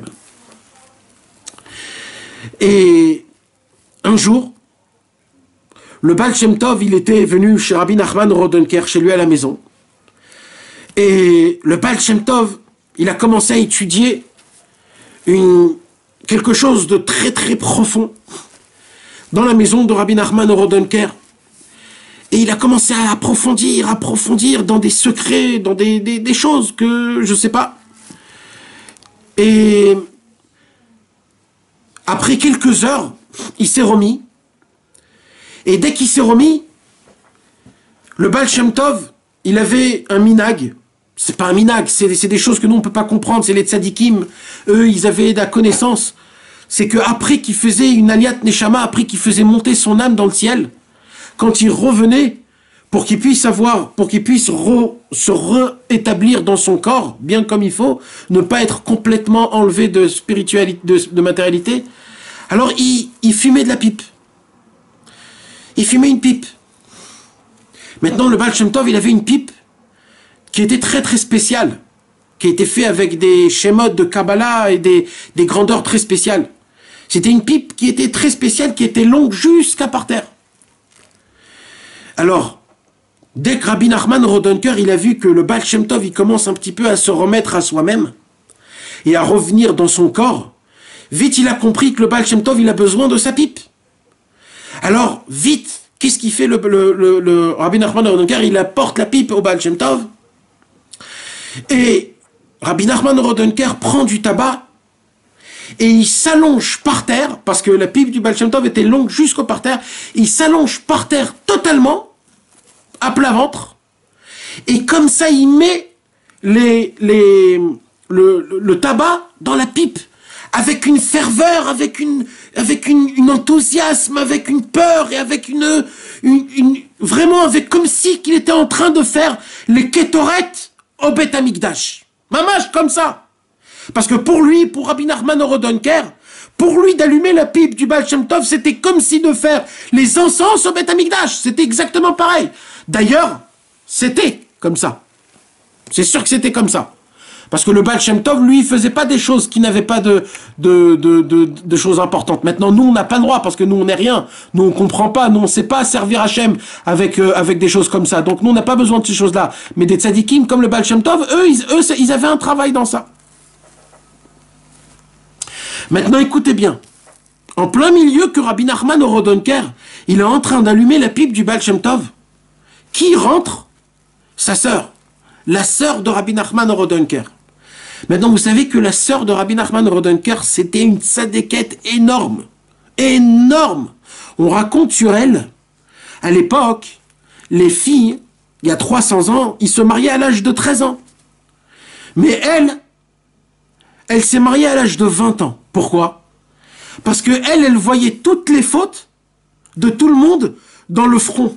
Alors chaque garçon qu'on l'emmenait en chidour, il voyait toutes les fautes qu'il a fait, il disait je le veux pas celui-là. Et comme ça, elle repoussait toutes les représentations qu'on lui présentait de garçons, et comme ça petit à petit, jusqu'à l'âge de 20 ans, on lui a proposé un tzaddik qui n'avait aucune faute, elle a dit avec lui je me marie. Ça c'était la sœur de Rabbi Nachman Rodenker. Et ben la sœur de Rabbi Nachman Rodenker, elle ouvre la porte, elle rentre dans la chambre de Rabbi Nachman Rodenker et elle voit Rabbi Nachman Rodenker, son frère, qu'elle savait qui c'était Rabbi Nachman Rodenker. C'était aussi lui-même un géant énorme. Elle voit Rabbi Nachman Rodenker à plat ventre en train d'allumer la pipe du Baal Shem Tov comme si c'était le Kohen Gadol. Et là, la sœur de Rabbi Nachman Rodenker, elle lui dit « Oh, et tu crois pas que tu es en train un peu d'exagérer? T'es en train d'exagérer, là. Ça va, ok, le Baal Shem Tov, je comprends, mais t'es pas obligé de te mettre à plat ventre, t'es pas obligé de trembler, t'es pas obligé de... Tu peux juste venir allumer, puis c'est tout. » Rabbi Nachman Rodenker, il se lève comme ça, du parterre, il la regarde et il lui dit « Tu sais, ma sœur, tu sais beaucoup de choses, tu vois beaucoup de choses, mais sache, si je te dis et si je t'apprends c'est qui le Baal Shem Tov, tu vas croire que c'est Dieu lui-même, tellement qu'il est grand, tellement qu'il est puissant. Mais moi, que j'ai de la connaissance, je sais que c'est le serviteur de Dieu. » Vous voulez savoir pourquoi je vous raconte cette histoire, mes amis? Parce qu'il y a une deuxième histoire qui a été racontée par Rabbi Nachman. Cette histoire, c'est une histoire qui n'a pas été écrite. Cette histoire, c'est une histoire qui a été racontée de bouche à oreille chez les Chassidei Breslev. Parce que cette histoire, c'est une histoire que malheureusement, si on a beaucoup de ego et de personnalité, c'est très dur de recevoir cette parole. C'est pour cela que ça n'a pas été diffusé. Mais je vais vous la raconter, cette histoire, toute petite histoire. C'est pas une histoire en fait, c'est une parole. Un jour, Rabbeinu, il a dit comme ça. Dans le monde futur, on verra comment les plus grands allumeront une pipe à les plus petits de mes enfants, de mes élèves. Bien sûr, c'est une métaphore. Bien sûr que Rabbeinu ne veut pas qu'on fume. Mais c'est juste une métaphore pour ce que ça veut dire. Ça veut dire quoi? Ça veut dire que personne ne sait ce que c'est les gens du tzaddik. Personne ne sait ce que c'est d'être proche du tzaddik. La grandeur que c'est. La puissance que c'est. Même si c'est les plus petits des plus petits. Même si c'est des gens les plus simples. Même si c'est des gens qui n'ont jamais gagné nulle part. Même si c'est des personnes qui se loin de beaucoup de choses. Même si c'est des personnes qui ont été des grands rêveurs dans leur vie mais qui n'ont pas obtenu tous leurs rêves. Mais d'être proche du tzaddik, il n'y a pas plus grand que ça au monde. Et dans le monde futur, il dit Rabbi Nachman, là on verra qui va allumer à qui la pipe. Là on verra comment les plus grands, qu'on croyait que c'était les plus grands, comment eux ils vont venir et comment eux ils vont honorer mes plus petits des plus petits élèves, à plus forte raison les grands élèves. Vous savez mes amis, ça vaut la peine de s'attacher à tzaddik. Ça vaut la peine d'être proche de lui. Parce que dans la Halacha Ilchot Ta'arovot, dans Yoredea, il y a écrit tout celui qui est proche du pur, il est pur. Tout notre travail à nous, c'est de se soumettre à Hachem. C'est de se soumettre au tzaddik. C'est de se soumettre à la Torah. Tout notre travail, c'est de jeter ce qu'on a dans notre cerveau. Mes amis, on nous a volé notre vie. On nous a volé notre savoir. On nous a volé tout ce qui est beau. C'est qui nous a volé ça? C'est le pays de la richesse. On nous a fait rentrer dans un tourbillon. On nous a fait faire montrer des choses qui ne nous appartiennent pas. On vit aujourd'hui des choses qu'on ne sait pas ce que c'est la vraie vie. On ne sait pas ce que c'est les problèmes. On vit dans des problèmes, on croit que c'est la vie normale. Et nos problèmes, en fait, c'est ça nos solutions. On râle quand il faut pas. On est content quand il faut pas. Quand il faut pas et quand il faut, tout est inversé, on ne sait plus ce qui se passe. Ça vaut la peine de s'attacher au Baal Tfila. Il y a aujourd'hui un Baal Tfila, mes amis. Il y a un Baal Tfila. Le maître de la prière, il existe dans le monde. Le maître de la prière, il est là. Il a fait instituer des prières. Il crie au plus profond du monde. Il est en train de nous donner l'envie. Il est en train de nous rendre jaloux d'être attachés à Hachem. Il nous fait faire couler de l'eau de la bouche. Parce tellement qu'il nous donne l'envie. Parce qu'on veut dépendre d'Hachem. Il crie au plus profond. Toute sa voix, elle crie du bout du monde au fond du monde. Rapprochez-vous à Dieu. Ayez foi en Hachem. Ne dépendez pas des docteurs. Ne dépendez pas de l'argent. Ne dépendez pas des avocats, des banques, des impôts. Ne dépendez pas du travail. Ne dépendez pas des gens qui ont soi-disant la langue, qu'ils arrivent à charrier et à dire des belles blagues et à être des beaux et des criants. Ça, c'est l'argent. Ça, c'est horrible. Dépendez des gens qui sont là et qui sont toujours simples, qui rigolent, qui sont contents de ce qu'ils ont, qui disent bonjour à tout le monde, qui jugent personne. Ils jugent personne. Il dit pas lui il est comme ça, lui c'est un tzaddik, lui c'est un rachat, il juge personne. Il est content avec tout le monde, avec tout ce qu'il y a. Il est bien avec le rachat et le tzaddik parce que lui il y a tout Hachem avec lui. Le Baal Tfila, il crie dans le monde, il dit « Oh, réveillez-vous » Hachem, il attend de faire des merveilles dans le monde. Il attend juste qu'on se soumette à lui. Hachem, il attend juste qu'on lui donne les clés et qu'on lui fasse montrer qu'est-ce qu'il fait avec les clés. Parce que jusqu'à maintenant, on a donné les clés à l'argent. Donc c'est ça, l'argent, il nous fait montrer de quoi il est capable. Mais vous imaginez le jour où on donnera les clés à Hachem et on lui dit maintenant Hachem, c'est maintenant toi qui vas gérer. Et là, vous allez voir les merveilles du monde. Vous allez voir les choses qui se passent, comme en Égypte. Des gens, ils passera, ils seront en bonne santé. Et de l'autre côté, il y aura des gens qui vont râler, qui seront en problème. Et on va pas comprendre pourquoi c'est comme ça. Parce que lui, il a l'aïmouna et lui, il n'a pas l'aïmouna. Venez, on se renforce, on s'attache à David Ameler. Venez, on prend les livres des Télim et on commence à louer Hachem. On commence à faire partie du Baal Tfila. On va prendre le Likuté de Philot, le fameux Baal Tfila, Rabbi Nathan. Rabbi Nathan qui a dévoilé des prières. Où Rabbi Nathan, il a dévoilé que ça, c'est la porte, la 50e porte de la Teshuvah. C'est le Likuté de Philot.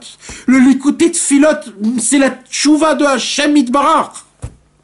C'est ce que Dieu lui-même, il lit lui-même. Le Likuté de Philot, c'est l'épée la plus grande au monde. C'est l'épée qui tranche tous les démons et tous les problèmes et toutes les saletés et toutes les obscurités et toutes les tristesses et toutes les abîmes qui existent dans le monde. Le Likuté de Philot, c'est la lumière, c'est l'antivirus, le Télim, la foi, la louange envers Hachem, chanter envers Akadosh Baruch Hu, chanter pour Hachem tous les jours. C'est ça, un juif, il chante pour Hachem. Un juif, il loue Akadosh Baruch Hu. Un juif, il est content de ce que là où Akadosh Baruch Hu, il lui a mis. Akadosh Baruch Hu, il nous fait montrer qu'on n'a pas besoin d'argent. Il nous fait montrer qu'on n'a rien besoin. On va rester, ça sera un Shabbat très grand. On va faire Shabbat pendant des mois et des mois. Et on va manger. Et qu'est-ce qu'on fait Shabbat? On chante. Et on va chanter. On sera là avec nos enfants. Akadosh Baruch Hu, il veut que malgré qu'on ne travaille pas, et malgré qu'on est là, etc., la Midat Hadin, elle nous fait montrer que oui, c'est possible. C'est possible. Vous savez, mes amis, Rabbi Nachman, il a dit dans Sichot Haran. Il a dit dans Sichot Haran numéro 51. Rabbeinu, il a dit, ce monde, Haolam hazeh eno kloum. Ce monde, il est rien. Ah là là. Rien que de l'entendre de Rabbeinu, tu fonds, mon frère. Tu fonds complètement. Haolam hazeh eno kloum. Le monde, il est rien. C'est de la buée, il n'y a rien. Il n'y a rien. Il dit Rabbeinu, alors il faut rien, alors quoi? Alors cours au but. Cours, pense à Hachem. Pense à la Torah et aux mitzvot. Pense à toi attaché à Hachem. Avec ce monde. Ce monde, il est rempli de problèmes. Et bien avec chaque problème, attache-toi à Hachem. Tu verras comment tes problèmes, ils vont devenir le service divin. Tu vas rigoler de tes problèmes. Rabbeinu, il te fait montrer comment partout tu peux servir Hachem. Dans tous les endroits. Ça, c'est Rabbeinu, il t'apprend à ne pas prêter importance et valeur à ce monde. Parce que, pas au monde lui-même, à tout ce que c'est, ce pays de la richesse, il te fait montrer. À tout ce circuit que on est en train tous de vivre. Malheureusement, nous, nos femmes et nos enfants, tous complètement enfouis dans ça. Même notre cerveau, il résonne sans qu'on le veuille, en fonction de notre argent. On n'a pas notre cerveau libre. Jamais on se dit, je vais aller à droite, à gauche, je vais m'acheter ça, parce qu'on se dit jamais je pourrais. On croit qu'à Kadosh Baruch Hu, on diminue à Kadosh Baruch Hu en fonction de l'argent qu'on a. Jamais on demande des milliards à Hachem, pourquoi? Parce qu'on ne croit pas qu'il va nous donner des milliards, on nous croit juste qu'il va nous donner un petit peu. Mais même de demander de l'argent, même ça c'est devenu de la folie. J'ai pas besoin d'argent. J'ai besoin de toi, Hachem. Parce que quand j'ai toi, Hachem, j'ai tout. Parce que le fils du roi de rois, il n'a rien besoin. Et moi, je suis le fils de Dieu. Je n'ai rien besoin. J'ai besoin que de toi, Hachem. Et tous mes manques, c'est quoi? C'est un manque de toi, Hachem. Chaque fois que j'ai un manque, c'est parce qu'il me manque de Emouna envers toi, Hachem. À chaque fois que j'ai un problème, je tombe dans la tristesse. Tu sais, c'est pourquoi? C'est parce que j'ai pas d'Emouna en toi, Hachem. C'est parce que j'ai pas confiance en toi, Hachem. Mais quand j'ai toi, Hachem, alors j'ai la simra, alors j'ai la foi, alors j'ai la confiance, alors j'ai la belle vie, alors j'ai tout, parce que Hachem c'est tout. Alors à chaque fois que j'ai un manque, c'est chez qui je dois courir? C'est que chez Hachem. Mais quand je dépends mes problèmes de ça ou de ça ou de ça, j'ai un problème. Et ça, mes amis, les centaines d'années qu'on est en train de vivre, jusqu'à aujourd'hui, le circuit dans lequel on est en train de vivre a fait en sorte qu'on ne puisse pas comprendre ce que je suis en train de vous dire. Mais vous voulez savoir c'est quoi le plus pire? C'est que quand le Baal Tefila, il a expliqué ça aux gens de la richesse, ils l'ont pas entendu. Ils l'ont pas compris. Et ça se pourrait, mes amis, que nous tous, même qu'on est en train de parler de tout ça, on comprend rien de ce qu'on est en train de dire.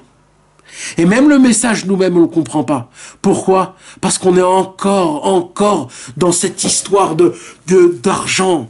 Et on n'a pas la certitude que Kadosh Baruch Hu, c'est le roi de tous les rois.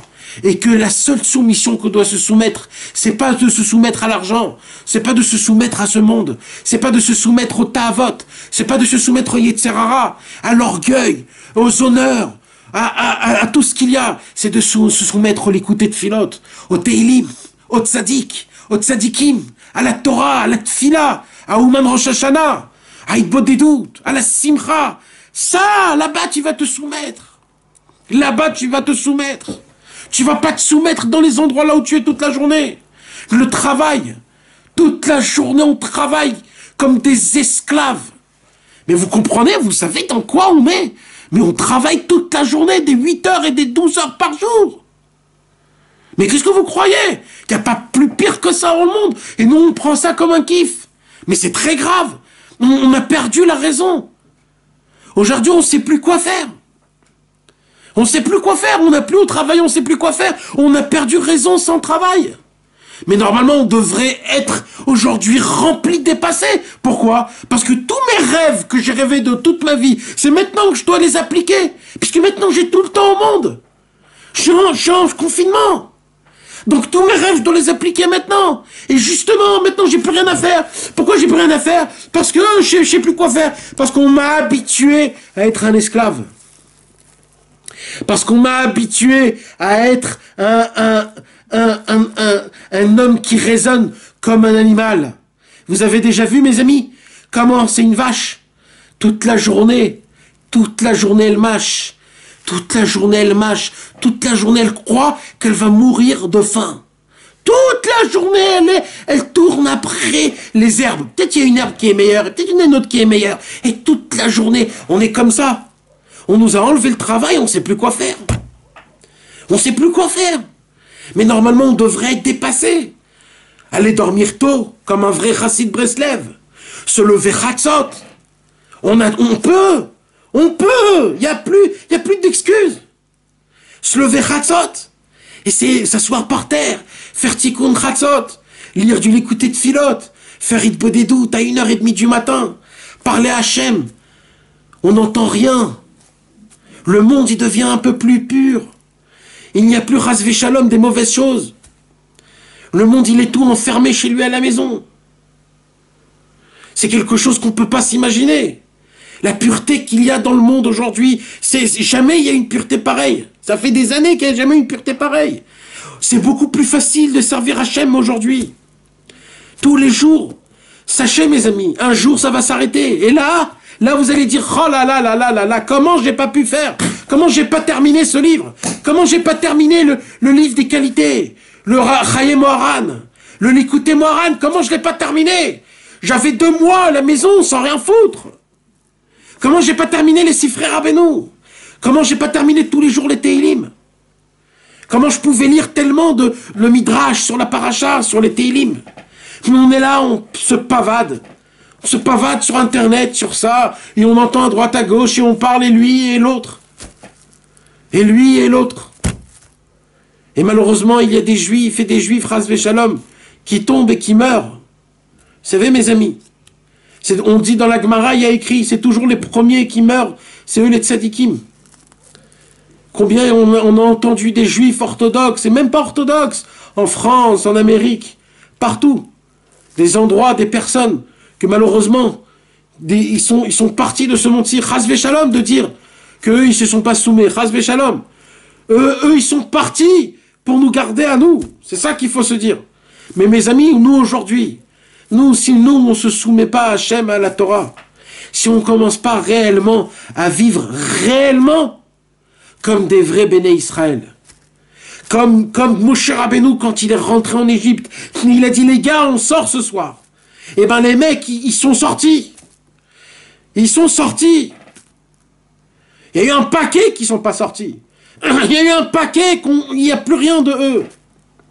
Notre travail aujourd'hui, mes amis, c'est de se soumettre, c'est de s'annuler, d'arrêter de réfléchir trop, d'arrêter d'avoir des sagesses. On a un tzaddik qui est tellement grand, Rabbi Nachman de Breslev, qui a dévoilé des conseils, des paroles, des consolements, des paroles aussi douces, aussi réconfortantes, aussi renouvellement, qui nous donne de la puissance, de la vitalité, l'envie de vouloir reprendre dès le début, de ne pas se dégonfler. C'est pas grave, Pessah s'est passé, Mashiach va venir bientôt. C'est l'essentiel, c'est pas Mashiach, les gars. Rabbeinu, il nous a appris de ne pas être derrière Mashiach. Mashiach, c'est pas ça le but. Le but, c'est de servir Hachem, parce que même après que Mashiach viendra, on va servir Hachem. Mashiach, c'est juste une étape. Ne vous arrêtez pas, Mashiach. Rabbeinu, il est encore plus haut que le Mashiach. Rabbeinu nous a parlé plus haut que le Mashiach. Rabbeinu nous a parlé du Oved Hachem, le serviteur de Dieu. Rabbeinu nous a parlé de la Simcha. Rabbeinu nous a parlé des Sagot de Roi HaKodesh qu'on ne peut même pas s'imaginer. Dévoiler des Torot de Likutei Moharan qui sont tellement grandes. Rabbi Nachman, il a dit juste, attachez-vous à moi. Rabbeinu, il a dit, étudiez ma Torah. Celui qui est proche du tzaddik, il est proche de tout. C'est que ceux qui étaient proches de Moshe Rabbeinu, qu'ils ont pu donner le Beth Amikdash, à construire le Beth Amikdash. Ceux qui n'étaient pas proches de Moshe Rabbeinu, tout ce qu'ils ont donné n'est pas rentré dans le Beth Amikdash. Parce que le plus important, c'est de s'attacher au tzaddik. Le tzaddik, c'est lui qui nous emmène dans les endroits les meilleurs. C'est lui qui nous donne les ustensiles, comment combattre les Yetzer Hara.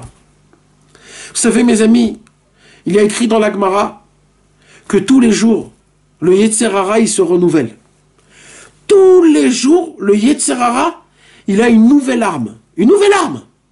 Maintenant, si toi, tu crois que tu vas le combattre avec le même arme d'hier, tu te trompes, mon frère. Parce que le Yetzer Hara, chaque matin, il a une nouvelle arme, comment te déchirer. Tous les matins. Alors la Gemara, elle dit, alors si c'est comme ça, alors comment on fait? Alors la Gemara, qu'est-ce qu'elle dit? Elle dit, c'est pour cela qu'il faut se mettre dans la Torah. Alors les commentateurs de la Gemara, ils disent quoi? Mais on a bien vu des gens qui étudient la Torah et ils sont quand même tombés. Alors, les commentateurs de la Gemara, ils disent non, on va vous expliquer. C'est la lumière de la Torah. La lumière de la Torah, c'est la seule, elle, qui va te donner tous les jours le nouveau ustensile, le nouvel arme pour combattre le Yetzer Hara d'aujourd'hui. Il y a écrit comme ça, que tous les jours, Akadosh Baruch Hu, il crée une nouvelle arme dans la Torah pour combattre le Yetzer Hara d'aujourd'hui. Et il dit Rabbi Nathan, et comment on a accès à cette arme? Il dit Rabbi Nathan, grâce au tzaddik. Parce que le tzaddik, son travail, c'est quoi? C'est que cette arme, il soit accessible au peuple juif. Mais pour cela, il faut ouvrir les livres, il faut les étudier. Et bien maintenant, écoutez bien et sachez, chaque jour qu'un homme, il ouvre pas les livres de Rabbi Nachman, les livres du tzaddik, il reçoit pas aujourd'hui l'ustensile, l'arme pour combattre le Yetzer Hara. Et c'est de sa faute s'il tombe. Parce qu'il devait prendre aujourd'hui l'arme du tzaddik. Il faut faire tous les jours quelque chose pour s'attacher au tzaddik. Parce que plus on s'attache au tzaddik, plus le tzaddik qui vient à notre aide, et il nous aide, et c'est lui qui combat le combat, et c'est lui qui fait tout ce travail. Mais pour cela, mes amis, il faut qu'on rentre dans le combat. Et de rentrer dans le combat, c'est d'étudier les Sifrei Rabbeinu. Et c'est là, mes amis, c'est là où il vient le sommet de tout. Le sommet de tout, c'est quoi? Cette histoire, à la fin, elle arrive comment? Que comment on a réussi à enlever ce pays qui sont tombés dans la richesse? C'est parce qu'ils ont entendu, d'un coup, ils ont découvert quoi?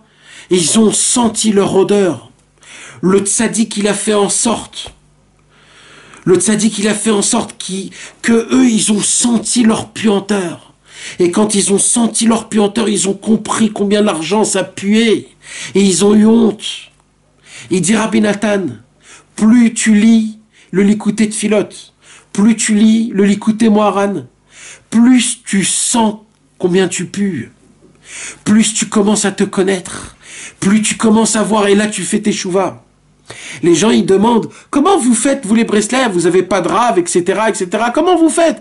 Mais ce qu'ils ne comprennent pas, eux, ils ne comprennent pas que c'est un livre vivant, le Likutei Moharan, c'est un livre magique. Le Likutei Moharan, il arrive à te donner le point exact, le sentiment exact, là où tu es mauvais, et là où tu es bon, là où tu es fort et là où tu es faible, là où tu dois prier, là où tu dois chanter, là où tu dois danser, là où tu dois te confesser. Le Likutei Moharan, c'est un livre magique qui te donne tout, chaque instant, chaque moment. Il te fait ressentir les sentiments réels de toi. Tu ne peux pas tomber dans ce monde-ci. C'est pour cela qu'on appelle les Breslev des fous. Pourquoi c'est des fous? C'est des fous aux yeux du pays, de la richesse. Oui, c'est des fous, bien sûr. On est tous des fous. Pourquoi? Parce que nous, on ne croit pas à l'argent. Alors malheureusement, on est un petit peu là-bas, mais on n'y croit pas. Nous, on se soumet à la Torah et à Hachem. C'est qui nous fait ça? C'est Rabbi Nachman. Parce que Rabbi Nachman, c'est la cloche. Rabbi Nachman, c'est le fameux roi qu'il a autour de lui. Ces gens-là, le Baal Tfila, le justicier, le trésorier. Il a toute une équipe pour envers le monde. Il a toute une équipe pour rendre le monde meilleur, pour le donner en cadeau à Hachem, pour lui faire montrer à Hachem, regarde Hachem, le cadeau que je t'ai fait. Ce monde parfait, propre d'argent, propre de tout. Vous voulez savoir qu'est-ce qu'il va faire le Corona? Il va anéantir tout argent dans ce monde. Vous savez ce qu'il y a écrit dans la Gemara? En ben David ba achitichle pruta minakis. C'est quand que Mashiach viendra? Quand il n'aura plus une pièce dans la poche. Eh bien mes amis, c'est exactement ce qui se passe. Le Gibor, le justicier, comme lui, il supporte pas l'argent, et comme nous, on est dans le pays de l'argent, il va annuler l'argent dans le monde. Il va faire montrer que l'argent, c'est rien. Il va faire montrer que l'argent, on n'a pas besoin d'argent. Il va nous enlever tout l'argent du monde. Alors n'ayez pas peur, mes amis. N'ayez pas peur si on perd de l'argent. Parce que c'est bien. On va enlever, on n'aura plus besoin d'argent. Il n'y a plus besoin d'argent. On va être propre d'argent. L'argent, ça sent mauvais. L'argent, mes amis, c'est quelque chose qui ne nous appartient pas. Nous, on a Hachem. Hachem Yitbarach. Alors bien sûr, mes amis, Vous me comprenez bien, quand je vous parle de l'argent, je ne parle pas de l'argent lui-même, l'argent.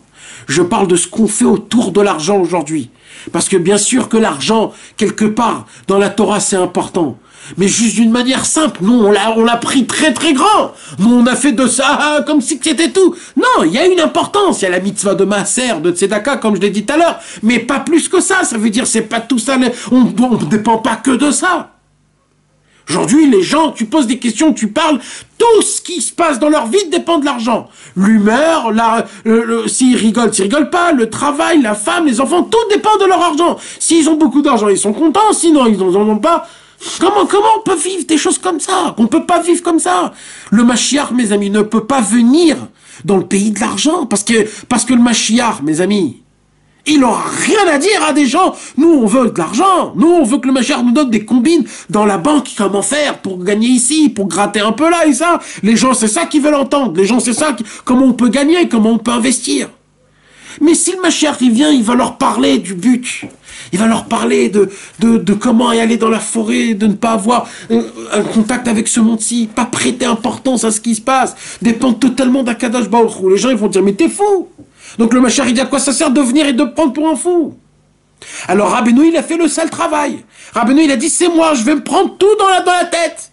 C'est moi qui va dire qu'il faut être des fous. Et là, les gens, ils vont dire, ah, ouais, vous êtes les Breslev, les fous, ouais, vous travaillez pas, vous allez dans la forêt crier, ah ouais, vous êtes des nazes, ouais, complètement fous, ouais.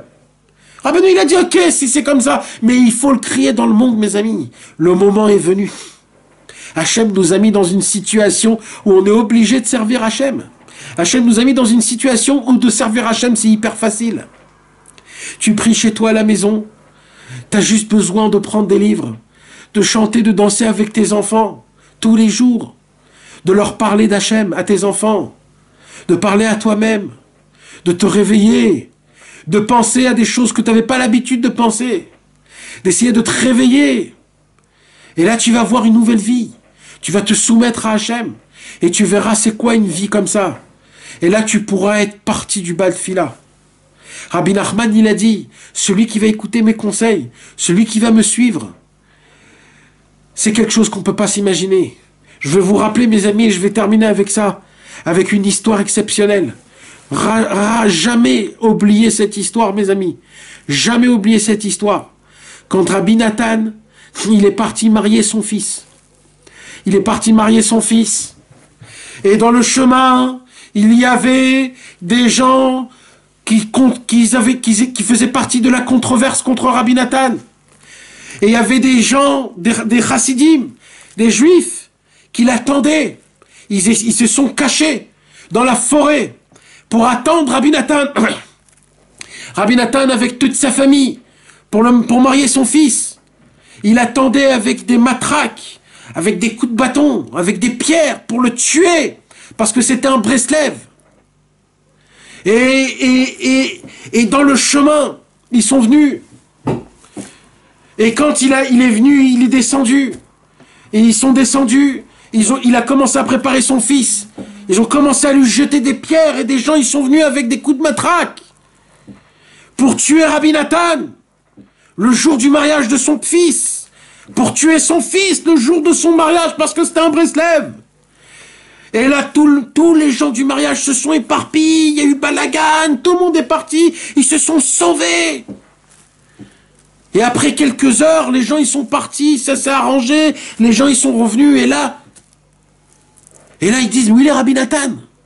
Où il est Rabbi Nathan? Ils cherchent partout, où il est Rabbi Nathan?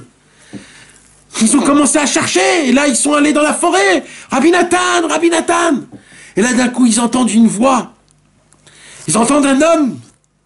Au lieu de pleurer, au lieu de se tuer, au lieu de se couper les veines et de dire malheur à mon sort, on voit un jeune dans la forêt, avec les yeux au ciel, en train de chanter et de danser.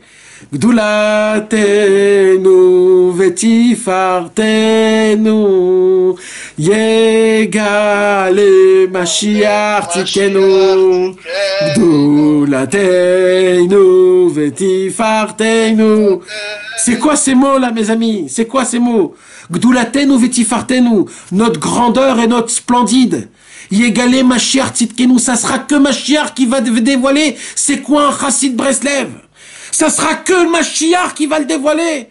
Mais tant que Mashiach ne viendra pas, on sera toujours de la poubelle. On sera toujours des nazes, des simplés, des nuls. Ça sera Mashiach qui va venir. Il va nous prendre, nous, les imbéciles, le plus lointain. Et on va dire, vous voyez, lui, eh ben, lui, il priait tous les jours, il bottait toutes. Lui, tous les jours, il faisait l'écouter de filote. Lui, tous les jours, il levait les yeux au ciel. Quand il était au travail, tous les jours, il levait les yeux au ciel, il disait tout, c'est toi, Hachem. Ça, c'était ça en Breslev. Il va prendre le Mashiach Tzidkenu, chacun des gens du Tzadik. Il va dire, regardez, c'est ça qu'il a dit Rabbi Nathan. Et Rabbi Nathan, le jour où on a voulu le tuer son fils. C'est quoi qui chante? Gdulatenu, Vetifartenu, Yégalé Mashiach Tzidkenu. Ça sera que le Mashiach qui va dévoiler notre grandeur. Mais combien on est grand? Combien on est important aux yeux d'Hachem? Pourquoi? Pas parce que nous on est comme ça, parce qu'on est attaché à un tzaddik énorme, que ce tzaddik il nous fait revivre, il nous donne, il nous fait battre de notre cœur il bat, il palpite, notre cœur il commence à vivre, notre cœur il commence à sentir, à revivre, et on revit Hachem, le Shema Israël, le Tikkun HaKlali, le Tikkun HaBrit, le Mikveh, le Hoy, le crier dans le monde. C'est Rabbeinu, il nous fait revivre. C'est pour cela que oui, malgré notre petitesse, mais on est très grand. Mais nous, on doit pas se dévaloriser. Ce monde, il nous dévalorise. Il nous donne pas d'importance et nous, on croit qu'on n'est pas important, on est important. On est très cher aux yeux de Dieu. Surtout les gens qui sont attachés au tzaddik, surtout les gens qui veulent servir Hachem, surtout les gens qui sont à la recherche, comment je peux te servir Dieu? Tous les jours, ils se posent la question, Ribono Shel Olam, aujourd'hui, j'ai pas fait. Aujourd'hui, je me suis réveillé très tard. Mes tefilines, je les ai mis très pas bien. J'ai mal fait ma prière. Toute la journée, j'ai zappé dans Facebook. J'ai regardé des films. Je me retrouve ce soir. J'ai rien foutu de la journée. Comme ça fait 3 semaines. Je commence à grossir de tout, d'imbécilité, de graisse, de tout. Je sais plus ce qui m'arrive. Mais je suis un chassid Breslev. Mais malgré tout ça, je pense quand même à mon but. Mais malgré tout ça, ça me fait mal que je suis comme ça. Et là, ça me donne de la force. Ça me donne de l'envie de vivre. Et là, j'arrive à me prendre des paroles et à me dire, aïe, peut-être demain, alors maintenant, je vais essayer de faire un psaume Tehillim comme il faut. Maintenant, je vais regarder une seule vision envers Hachem et dire Hachem ou Elohim. Hachem ou Elohim. C'est ça ce que je vais faire, je vais dépendre, me soumettre à Hachem. Même si je peux 1 seconde, je vais me soumettre à Hachem 1 seconde pour toi, Hachem. Et là, je vais dire Shema Israël, Hachem Elokeinu, Hachem Echad. Parce que la seule kavana qu'un homme il doit avoir quand il dit Shema Israël, Hachem Elokeinu, Hachem Echad, c'est Hachem, je me soumets totalement à toi. T'es un seul Dieu, il n'y a que toi dans le monde, il n'y a rien d'autre. C'est ça qui nous apprend Rabbi Nachman. Et grâce à ça, nous, on commence à devenir des bons juifs. Mais on a tellement besoin de ces conseils. On a tellement besoin de ces paroles. Ça nous reconforte tellement. Rabbeinu, il nous enlace, mes amis. Il nous enlace, il nous embrasse. Il est là à côté de nous. Il est là proche de nous. Il dit, je suis avec vous, les gars. Je suis avec vous. Je suis votre copain. Je suis votre copain. Je suis votre poteau. Je suis là avec vous, là dans vos galères. Je vous donne des bons conseils. J'essaye de vous dire, il faut mettre à droite, à gauche. J'essaye de vous dire des bons trucs. Soyez aussi mon ami à moi. Comme ça, nous deux ensemble, on peut encore avancer encore et encore. Rabbeinu, il est là, il nous propose des secrets, des cadeaux énormes. Mais tant qu'on est attaché à ce monde, tant qu'on prête importance à ce monde, on ne comprend pas le message. On est loin. Alors maintenant, je vous dis pas de déconnecter totalement de ce monde-ci. Je demande qu'une seule chose. Continuez à vivre votre vie normale. Mais il y a une chose. Changez dans votre tête. Dépendez totalement d'Hachem. Ne prêtez pas importance à l'argent et à la force de ce monde-ci. C'est du pipeau tout ça. Ça n'existe pas. Il faut pas accéder à ce que le monde il a à nous proposer. À cause de ça, on voit pas la beauté de Dieu. À cause de ça, on voit pas la beauté, la grandeur de Rabbi Nachman. Parce que Rabbeinu, il a des cadeaux à nous donner. Combien on doit pleurer, il y a écrit dans l'Écoute Moran, combien on doit pleurer pour voir la beauté du tzaddik. Ça veut dire quoi la beauté du tzaddik? Pas sa figure.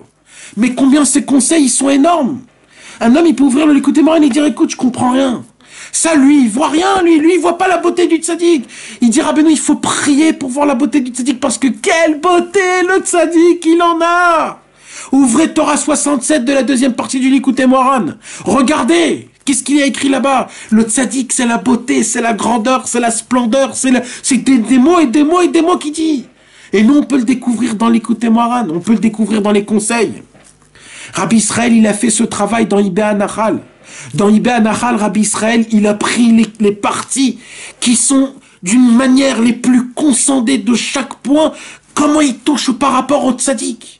Rabbi Israël, il a créé un nouveau Likutei Etzot qui existe que dans le tzaddik. Rabbi Israël, il a découvert dans le Ibé Anachal la puissance et la grandeur de ce que c'est le tzaddik. Aucun tzaddik au monde, à part Rabbi Israël, a dévoilé c'est quoi la grandeur du tzaddik, mes amis. Ça a été le premier au monde. Rabbi Nathan, il a un tout petit peu commencé dans Alim les Troufa, dans les lettres. Mais Rabbi Israël, dans Ibé Anachal, il a ouvert le rideau totalement. Il a dit, je vais vous dévoiler c'est qui Rabbeinu. Et pas de ses paroles à lui. Avec des mélanges de paroles de Rabbeinu, il a créé une nouvelle parole, un nouveau langage qui nous a fait faire découvrir c'est qui Rabbeinu un tout petit peu pour qu'on puisse s'imaginer. Et malheureusement, on ne lit pas ce livre, on ne comprend pas, on n'arrive pas à avoir une perception de combien la force de Rabbeinu est grande. On n'a pas mettre la émouna que Rabbeinu il s'occupe de moi particulièrement maintenant tout de suite. On a une perception, il s'occupe de moi généralement, ouais comme tout le monde. Non, un travail que Rabbeinu il est là et à chaque fois que tu ouvres le Likutei Moharan, c'est un livre magique qui te parle. Ça te parle, c'est pour toi, c'est pour aujourd'hui, c'est pour ce que tu vas faire dans quelques minutes. Même si c'est ton seder de tous les jours. Non, le tzaddik il te parle tout de suite. Chaque fois que tu ouvres, là où tu ouvres, il te parle. Tout ce que tu étudies, c'est pas un enseignement qui a été dit il y a 200 ans. C'est un enseignement que Rabbeinu il te le dit maintenant, aujourd'hui, tout de suite. Et il te l'a fait faire ouvrir ici parce que c'est ça qu'il veut que tu entendes. C'est comme ça qu'il nous apprend Rabbi Nachman. Combien ça vaut la peine d'être proche de lui. Combien ça vaut la peine d'ouvrir ses livres, de lire, de le découvrir, Rabbi Nachman. Priez Hachem, fais en sorte que je puisse découvrir c'est qui Rabbi Nachman, que je puisse me rapprocher de toi, parce que je sais que pour me rapprocher de toi, je ne peux pas aujourd'hui sans les conseils de Rabbi Nachman. Parce qu'on désespère très vite et on tombe dans la mélancolie et on peut se tromper tellement. Rabbi Nachman, c'est le seul fou qui nous a dit de ne pas croire à ce monde-ci. Et si nous on reçoit ça, on fera partie des gens du Baal Tfila. Et si on fait partie des gens du Baal Tfila, on est dans la bonne équipe. Actuellement, Hachem nous aide un petit peu à faire partie de cette équipe. Ça serait bien, mes amis, c'est qu'on puisse tous essayer de se soumettre un petit peu à Hachem. Quand on fait Shema Israël, de dire à Hachem, je me soumets à toi, je m'annule à toi, Hachem. Je m'annule au tzadikim. Je suis rien du tout. Il n'y a que toi, Ribono Shel Olam. Je m'annule à la Torah. De lui dire tous les jours. D'essayer de ouvrir les livres de Rabbi Nachman pour cueillir la nouvelle arme du jour pour combattre les Yetzirah nouveaux d'aujourd'hui. C'est ça qu'il faut faire tous les jours. Tous les jours, cueillir la nouvelle arme de Rabbeinu. Tous les jours, ouvrir un livre de Rabbeinu. Parce que si on n'arrive pas, on ne peut pas combattre. Et là, mes amis, sachez combien Kadosh Baruch Hu, combien dans le ciel, combien on nous aime. Sachez, mes amis, on n'est pas tout seul. Il y a beaucoup de tzadikim dans le ciel qui prient pour nous. Parce que ne croyez pas qu'en haut, dans le ciel, ils ont leur vie. Dans le ciel, eux aussi, ils sont perturbés. Parce qu'il y a écrit ce qui se passe en bas, c'est ce qui se passe en haut. Si en bas, il y a des choses qui se passent avec le virus, avec le confinement, avec tout ça, en haut aussi, il y a des grandes choses qui se passent. Il y a des grands tzadikim qui sont en confinement. Il y a des tzadikim qui ne peuvent pas prier. Il y a des tzadikim qui peuvent prier. Même en haut, il y a des choses qui se passent qui sont très spéciales, mes amis. Sachez-le, on n'est pas tout seul. On a une armée en haut dans le ciel qui est en haut là-bas, qui nous regarde, qui prie pour nous. Ils espèrent. Ils sont là. Ils sont à côté de nous, on les voit pas, mais ils sont là. Et ils nous disent, allez, ils nous disent, allez, renforce-toi, ne tombe pas dans la tristesse aujourd'hui. Ils sont là, ils sont derrière nous, ils prient pour nous. Même si on ne sent pas, c'est ça le Hémet, mes amis. Donc, Mes juifs frères, que Dieu vous donne beaucoup de simra, beaucoup de joie, beaucoup d'annulation, beaucoup de force, qu'on puisse vraiment avoir une totale annulation à Kadosh Baruch Hu, et qu'on devient infini comme Hachem, et qu'on manque de rien, car on a Hachem partout, Bezrat Hachem. Amen. Et pourquoi tout ça d'abord? Pourquoi tout ça d'abord? Merci.